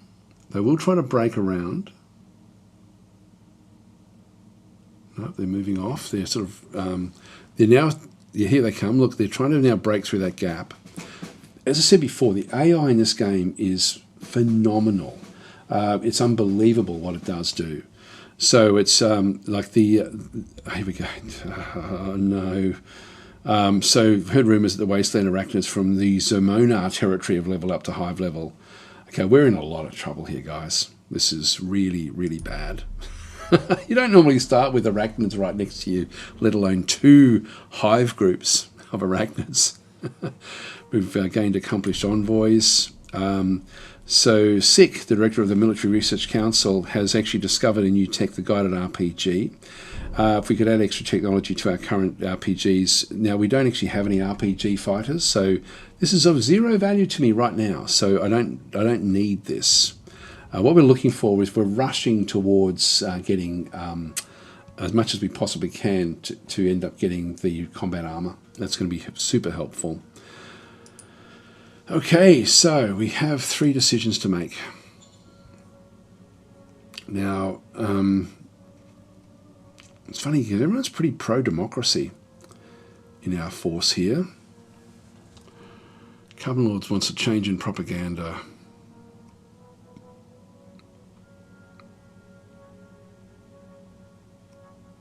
So Beacon's still in charge of them.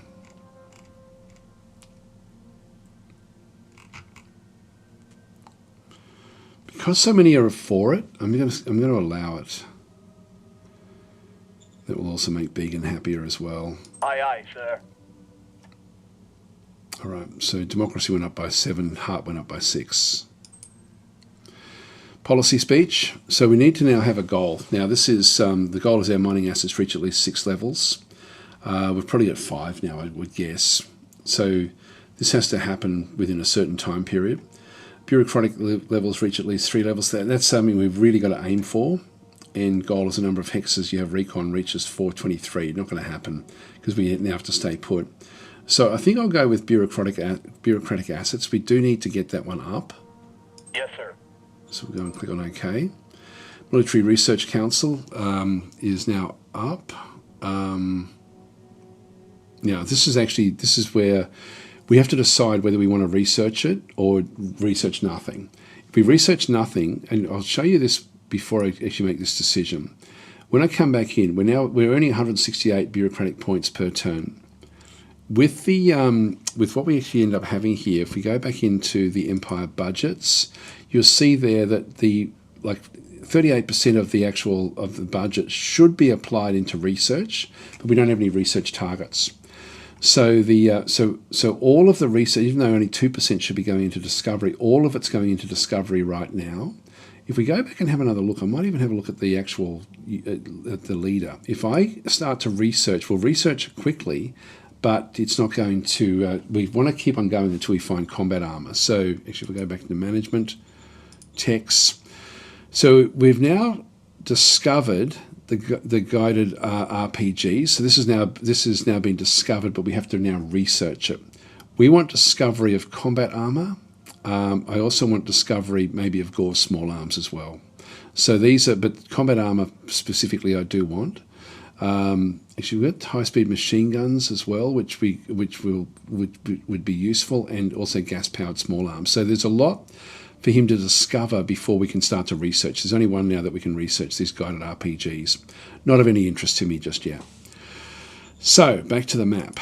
If we go back and have a look at his skill set, we'll start to see little asterisks near things that he's actually making use of. So we'll see, like, defensive. I don't know why defensive tactics has shown up in there.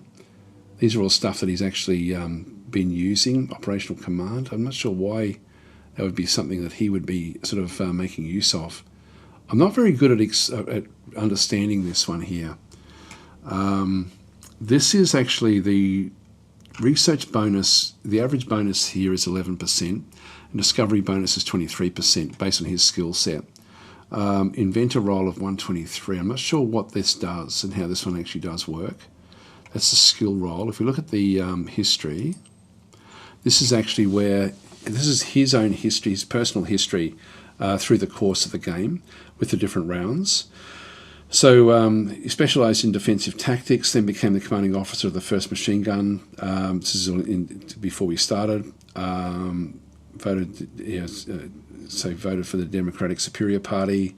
Spent 8 XP to improve defensive works with 1 level. So this is his own skill set. He joined the Democratic Superior Party in turn 2. He should have, in here, also was relieved of his job as commander of the 1st. Got appointed as director. Spent 8 XP to improved operational command. So I think it's still coming from the previous one. Maybe. Here we go. So spent in the previous turn, he spent 8 XP to improve science with 2 levels. So he went up by 2 levels there. And then he's spent 8 XP to improve infantry tactics with 2 levels. I don't know why he chose that. Maybe because he's already got it. But anyway, it's more this science stuff that we want him to be focusing on. So if we go back and have another look at his stats, science is gone up by 2 levels. So this is what we want him to start to do turn after turn after turn, is to push this one up. So if we use this in research tasks, it will go up. So even though we're not doing any actual research, it's still stretching it, which is why we want to put some more back into the discovery, so that the inventor also gets pushed up a little bit as well over time. So it's sort of one of those things where we were not going to research anything, but he will still be getting some skills in research. So what that does is it just means we're going to keep on discovering until we find something useful. So these guys have now moved in. They've got slavers coming back in through here. These are quite weak. So this infantry is actually very, very weak. What else do they have there? Then they've got a group of militia buggies. So I'm still not really in a position to attack them. But I am in a position to start to move forward. Now, if we have a quick look again, these guys are in the grasslands. They've already dug in 40, so that's actually good. These ones we can see haven't dug in at all. They've just got there. But that's okay. I don't mind that. We're just going to move these. I'll just press the M key. We'll move them up into position. And we'll move these up into position as well. So we'll just keep this line supplemented. We've got a big militia group in through here now. I'm going to need to come back down and just plug the southern areas, just in case we need it. We don't even know what's in this group. I'm just going to keep them where they are and just move these ones out again, just into the territory. These hive areas, they haven't declared war on us yet, or they haven't sort of become aggressive. That really is just a matter of time.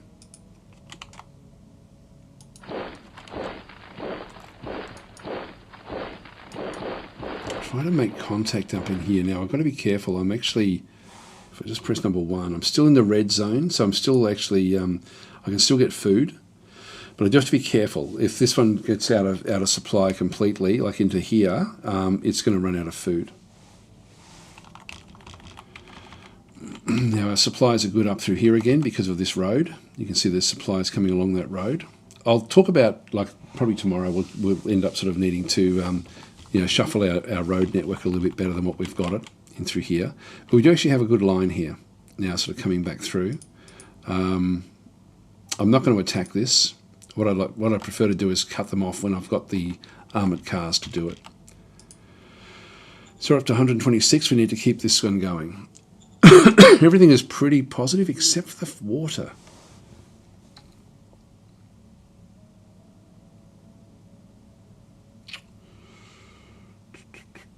Why? Why is the water gone down by so much? Water in this world is going to be really hard to manage. There's nothing we've spent it on.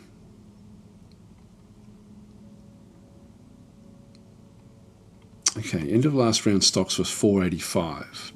It sent 234 out to the zones. We better analyse this. So maybe I'll do this as the last thing I do this session. So let's go back into our assets and try to figure out what's going on. This used to be hidden. This is super, super valuable. You can see the start of the turn. We can see the preview for the next turn as well, to see what we think is going to be happening with what's going to be there. Now it's assuming it's going to go up again at the end of the next turn.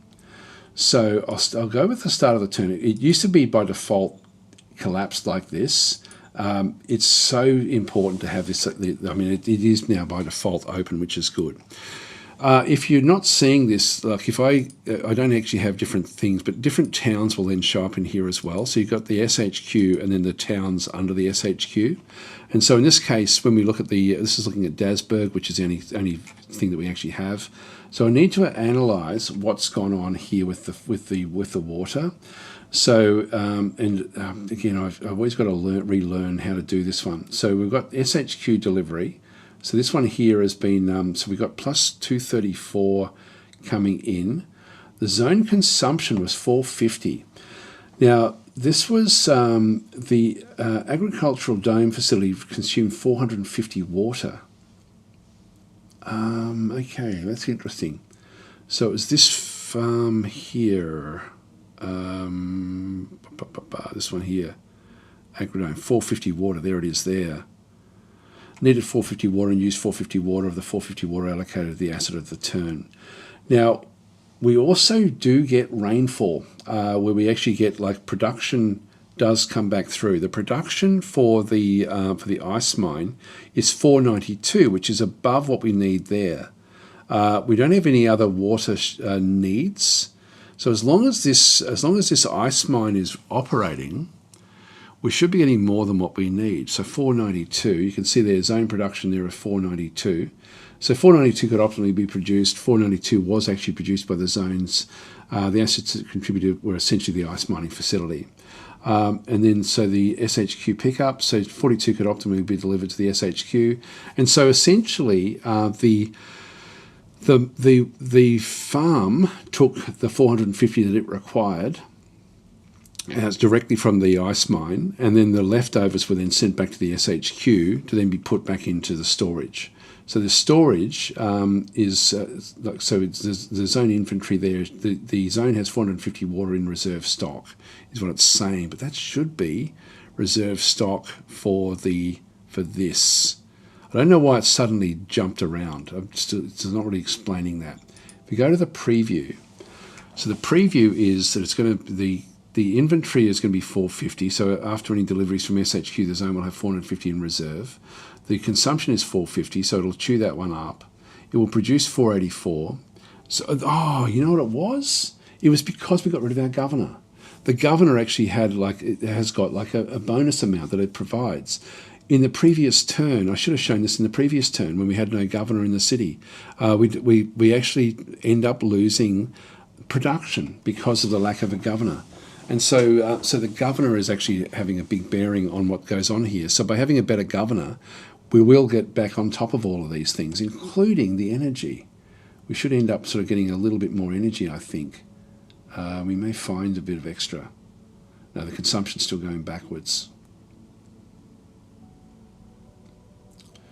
Go to preview. Anyway, it's So dark art, this one, like, with what does go on here, but I'm pretty sure that's what that is. I think it was the governor that was actually the issue. So I'm assuming we're going to see this one turn around next turn. I would assume. It's always like a turn behind, unfortunately. So you can't sort of really, like, for us to even build units, I can add that to that as long as I'm not building anything else, which I'm not at this stage. I also have to think, do I have enough to hold on here, which I sort of do. I don't have to rush this. I can just stay in this line and deal with what we have. I can go back into Dasburg and have a look at the assets in here, for example, and go across to construction and look at the government buildings, because we know that we don't actually have, like, we know that we need a hospital, but it's going to cost me a fair bit of 2 turns there to go and get that one. I do need the hospital, like just to actually sort of get to get the civilization level up. So it's an important building. I might even just start construction of that one right now. It's going to take me 3 turns. It says 2 turns, but it's going to ultimately be 3 because we don't have enough industrial points. We've got 126 left over for this next turn. It'll take 3 turns with the industrial points that we have. And also go to industry. This is a lot of, we need a lot of metal here. We are getting a fair bit of metal. It's 4 rounds. And again, massive amount of industry to actually invest in this one here. The ammunition factory as well is another one that I would like to be getting at some point, but just not quite yet. Also energy, I do need to get on top of the energy, and I need to have 200. We're now starting to make good amounts into here. I could grab that one now. So yeah, all this stuff is important. 185, so again, it's going to be 3 or 4 rounds before we actually get that one. It will give me the 50, but I'm in no screaming rush for that. I think I'll go and start with hospitals. I'll explain why I need hospitals. Actually, I'll just go and do that one. I'll just go back to Dasburg. And if we have a look at Dasburg in here and then go to the levels that we actually have, the civilization score has gone up slightly. What we need is all of these, like entertainment, education, security, and health, all need to be pushing up the average quality of life score to at least 9 for us to then go to the next level to be able to then get the next big bureaucratic points sort of boost. And so I've got 0 health points and 0 entertainment points. Now there was a strat card that we got for zones. So these cost a bit. So in this case, what we can then go and do, we can actually put a gladiator arena in. So this is a fate stratagem normally executed by your secretary. Must be played on a friendly zone. Must be in the zone with a city. Must be friendly zone and must not have private assets at level 3. And so in this case, we end up with essentially a gladiator arena. Other things we have, that's not going to help us. Actually, what does that one do? Yep, that's unrest goes down, which we don't need. Boomtown, so population of selected zone will be increased, which again we don't need just yet, and I've got a treasure hoarding through there with metals and rare metals and fuel. So this is the one that I want. It's going to cost me 1 of my fate points to play this one. So at the moment we've got 0 entertainment points. I'm going to play this particular card. We'll just go and execute it at Dasburg. Aye, aye, sir. So the people are eager to attend and entertained by violence and gore. There we are. All right, and if we just go and close that one now and have a look at Dasburg again, ultimately we now actually have a new asset. So if I just go back across, we now have an arena level 1, and if I go and select it, at the moment it's not actually sort of doing anything, but the next one it's going to bring 50 entertainment points in. If I go and click on it a second time, you can sort of see in through here. Actually, it produces 100 quality of life entertainment points, so it's even better. So that's my entertainment aspect now sorted out for next turn. We need health as well. So when we go back to Dasburg and look at the cultural levels in through here, health is, so that'll be 100 next turn, and this will slowly sort of push up towards around about, I think initially 50. We're at only small town 2 size, so it'll try to get to 50. These are 50, they're trying to sort of get to 25 essentially, or thereabouts. The health score is going up a little bit, and we're getting a little bit of a bonus, I think, because of the governor.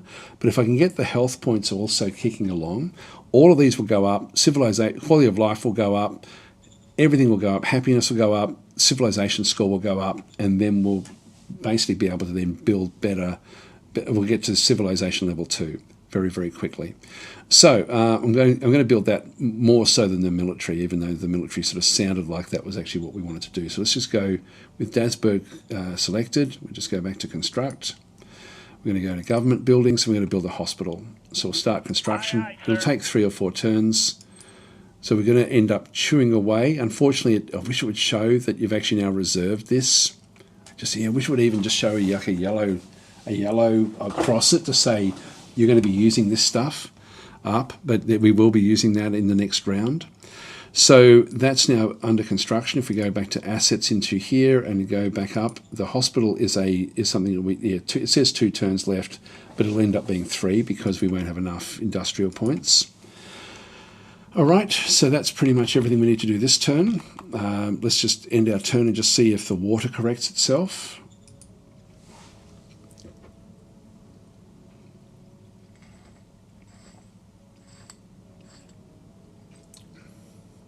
Now, it's much better to be on the defence than on the attack unless you can really overpower them. You need like an 8-to-1 type odds before it becomes viable. They didn't attack us, and we didn't attack them. Dasburg is confronted with a large group of refugees at the gates. So we'll end up with a decision to be made there. Recruit another mercenary, open contact. Yep, so that's nothing we need to do just yet. Problem with soldier morale, we do need to go and fix that up. Actually, that's money. So and we've got low treasury. We're down under. We're sort of losing money. We've still got enough to survive, but it's not ideal. Now we're not going to be able to build the energy that we require just yet. This is going to also cost me a fair amount. I will need to get energy next, I think. You can see we're down to 0 here. This one is going to be 1.3 turns left now to get the hospital. If we go back and have a look at Dasburg again at the barbaric levels, we'll see the entertainment points. I've got 100 points that have now come in, and this will slowly rise up. So these are trying to get to whatever this number is divided by the level of the town. So in this case, 2. So it's trying to get to 25. So it'll hover around 25. Health is at 0, so it's going to be tending towards 0. And then this one here is 100, so it's going to tend up towards 50 over time. So this will then push, and then what we end up with, the quality of life scoring through here, if I just hover over it, this is based on the health, security, education, and entertainment quality of life scores. If quality of life is higher than the zone civilization score, it will increase happiness. If it's lower than the zone civilization score, it will decrease happiness. So the high limit for zone quality of life is the quality of life score average plus the lowest quality of life score, which is in our case is 0, divided by 2. So this is why we're ending up getting essentially 0 plus what was 0 with 225. So it ended up with essentially all of those added together. So it was 50 divided by 4. Actually 50 divided by 5 was essentially what we ended up getting, which is actually still even higher than that one through there. But anyway, that's sort of what's happening there. It's just the averages. But we need to get something in each one of these to actually push this one up. So that's actually okay where we are. We'll leave that one where that actually is. These are now just, this is, they're just going to be doing what they're doing. We can now see what these actually are. So these are just slavers, minor regime back down through there, Raconia territory. I'll keep these sort of where they are as well. These are just plugging gaps at this point in time. So we've just got everything sort of really just maintaining the border.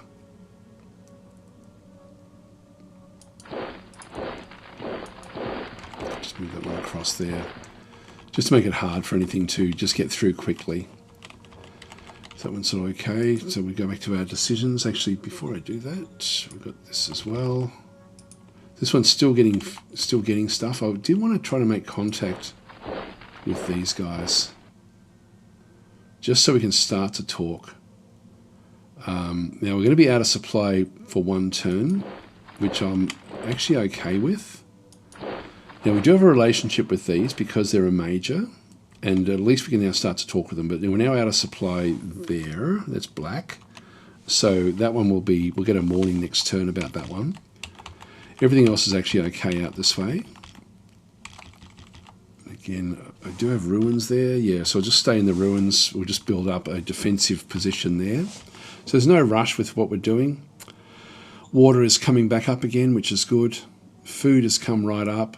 Money is a problem, so let's now just go to trade and we'll go to sell and we'll sell food. They're wanting to buy, actually they're not even wanting food. Oh, yes they are. At 0.27 credits. And so we can sell a lot. We don't want to be selling a heap. I'll just sell maybe sort of like 500 food, thereabouts. The rare earths, they're willing to, they will buy 39 of those. Let's go and sell those. And rare earths, we'll sell all of those for another 300. Yes, sir. This just keeps our coffers fairly healthy. Just so we can keep on sort of surviving turn by turn, the decisions that we actually have. So Carbon Lord wants to execute a relative. Now they're for it, which is not great. Who is it? This is Began. Began again. God, he's into everything.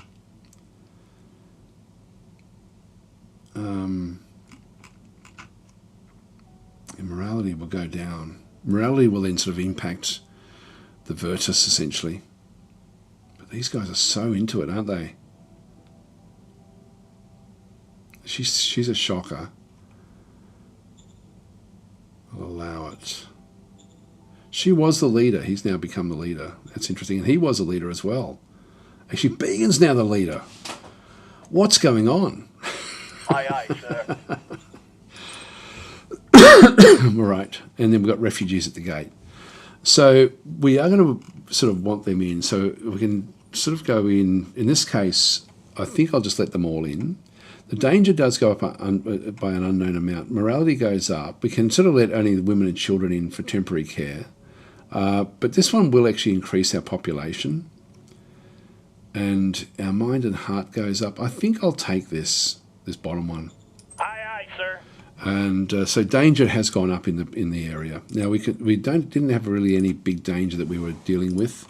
So have a quick look at Dasburg again. So danger has gone up. This is fear gone up by it's to 12. Danger is it's 26. So it did increase by a fair amount, but that's okay. It'll slowly dissipate over time. Danger is also related to if we actually had built something out, close to the border here, and these were within 2 of whatever it was, that would increase the danger in Dasburg as well. So we need to keep a border that's a fair way away from all of our assets, but that's all okay. We're sort of working where that is. I think I'll just end the turn here, and then we'll rescue this guy, and then we'll call it quits for today.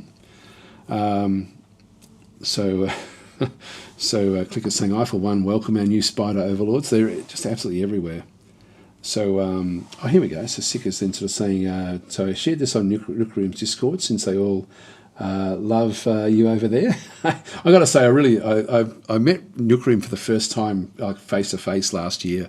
Such a nice guy. I've always liked Nucleum, just with the dealings that I've had. So he's one of my sort of like favourite streamer type people, and just a really really good guy as well. So we spent nearly a week sort of together, which was really good fun. So it was really awesome. So and I'm watching on Twitch and this while I work. So I'm glad my guy got promoted. Thank you, Sick. No, I really enjoy what Nook does. To be honest, it's one of those things where we play the same sort of games. I mean, he plays a lot of different sort of games. I do recommend what he does. Like he just gets through so many games. It was interesting sort of seeing him working on his on what he does. It's like when we were together. Like it's full on what he has to do. To be honest, it's quite big. But no, it's great to meet him. Actually, it's as I said before, I've sort of, you end up with sort of like people that you meet and you get on well with, and Nook is certainly one of those. Anyway, let's keep on going with this. Actually, one thing I found actually was most of the streamers that I've come across, in fact, I can't think of a single exception. They've just been really nice people, like every single one of them. Like there's no one that's really up themselves or anything. They're just really good people. So it's very enjoyable. Just in the turn, I'll make this the last thing we do this turn. So we're going to have to be playing defensively for quite some period now. That's building up. Hopefully they haven't declared war yet. Okay, we've got a unit with low supply, which is okay. So we're losing a bit of money, about 100 per turn. So this one is now, you see a little black through there. I'll just maybe talk about this one before it goes in. If I go and click on the actual unit itself, we'll sort of see that this is the, so it's got some militia, different groups of militia in through there. If I go and click on the supply tab, which is this one through here, it says it receives 0 supplies. And so this is received/requested. So it received nothing. It did request food. It's already got so the food is now 0 of 12 for this particular turn. If I keep it where it is, it's going to start taking attrition over time. The ammunition is fine, so it's actually got 63 ammunition, and then we've got this one through here, which is the upkeep. The food consumption upkeep. It's still actually got one lot of food that it's currently got, but this is like reserve food in through here. You have 0 food of an ideal 12 food, but it does require 6. The 5 and the 1 gives us the 6. So we'll just go and move this one back. And I don't need it to go any further out. I just wanted to sort of make contact over here, really. Let's just keep that one where that is. It's now going to get all the food. Now, even if it's only in an area where it's only 25% of the supplies get through, food will always go through at 100%. If as long as you can get into that zone. If it's completely black like this, it doesn't. But in this case, everything is sort of just thumping along quite nicely. Water is okay again. Food is okay. I've got enough to build the energy once I start to get the industrial points sort of set up, which will be next turn. So I've only got 4 turns left of energy left before it's going to start to struggle. So I do need to now focus on getting energy built. So if I just go back into Dasberg, look at the assets. Hospital is still 0.8 of a turn left, so it will get the hospital next turn. So it's still got 113 of these, which we are making per turn. I forget how much we're actually making with the industrial points, but anyway, where is the industrial points? 55. As the game progresses, we're only getting 55, but we get a lot of bonus points initially. So if I look at the industrial points in here, so the zone consumption was 113. It produced 116. And so you'll see through there that, so 100%, the industry produced 55 industrial points. Service tax contributed 61 industrial points. So we are getting a fair amount there. What can we rely on next turn? We can't rely on that bonus. We'll have to just sort of wait and sort of see what actually does happen with that one. Anyway, that's still a couple of turns before I can really start to sort of build up the to save the energy. But that's going to be the next thing we do, or we'll have to start turning things off to save energy that way. So we can sort of, we can decide what things we, like for example, do I really need this one sucking in 20? Probably not. I could actually sort of turn that one off if I need to. This one as well, I'm ahead of the game here a little bit. So I could actually go and actually turn this production down. This one's also sucking up 20. So I can sort of tweak what we end up having. But a lot of it is essential with what we've got going on through here. And similarly, like when the hospital comes, it's going to then drain energy again, by a crazy amount. So if I go back into the management of these different things, I can at least look and see, okay, what's draining the energy the most, and just correct it. Like the truck station doesn't take any. What's big? They're all about 20s really all the way through. Fuel I don't need at this stage. So I could just go down and mothball those. Anyway, we don't need to worry about it. We'll do that next turn. or the next episode. Anyway, guys, I'm going to call it quits here. So thanks for watching. It's been another fun session. At least we got through a few turns. What are we up to? Turn 6 or so. A late summer. If I hover over, it'll tell me. Turn 7. We got 7 turns done in what, 3 hours, 2.5 hours. There we are. I'm doing better than yesterday. I got 0 turns done. Anyway, guys, I'm going to leave it there. So thanks for watching. And Spring Plague is saying, Daz, have you ever played Call to Arms, Gates of Hell? No, I haven't actually.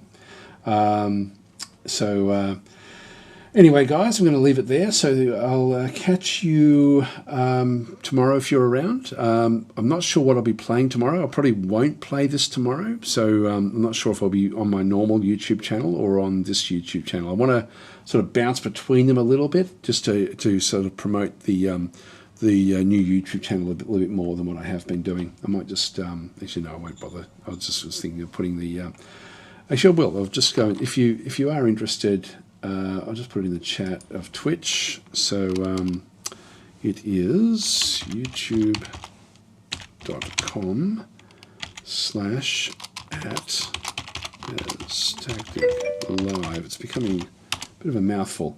Anyway, that's Thursday Dinos on Dwarf Fortress. This is sick. I'm waiting for the magic update for that one before I sort of really delve in deeply into that one again. But yeah, I do want to be playing a lot. This channel, the YouTube channel that I've got, will be for things like extended plays of Dwarf Fortress, extended plays of Distant Worlds, things like that, and of course, Shadow Empire. So it's sort of nice actually having a channel which doesn't really matter that much, but I do need to try to get it up to a position where I can actually monetize it. But having said that, it's just nice having a channel which I don't have to have any pressure, to sort of to not play things. They're adding dinosaurs on Thursday. Okay, yeah, I don't know. Maybe that's worth looking at. Anything happening on an old channel, or is this mostly for Twitch VODs? So that one there is a new channel which I started yesterday. This particular series is going to be on there. Anything that's going to be a long form live stream will end up on that channel. So this is because the long form live stream series that I've been doing are absolutely killing my normal YouTube channel. So I want to make the normal YouTube channel for, like, if something's going to be like 3 episodes or less, I'll play it on my normal channel. But if it's going to be beyond that, I'll probably end up playing it on the live channel. So it'll end up being for sort of like longer content, like Shadow Empire. You can't do that in, like, that's going to take a long time to get through this particular run through of it. Distant Worlds is the same. So if I do any tutorial, if I do summaries, if I do any sort of curated videos, they'll go on my normal video channel, on my normal YouTube channel. But if it's going to be, as I said before, just extended live stream content, it'll be on the Daz Tactic Live YouTube channel. So I've just got to try to build it up, try to get it so that it can be monetized, which hopefully will only take weeks or months and not years. Anyway, I'll catch you guys later. Thanks for watching, and I'll see you tomorrow.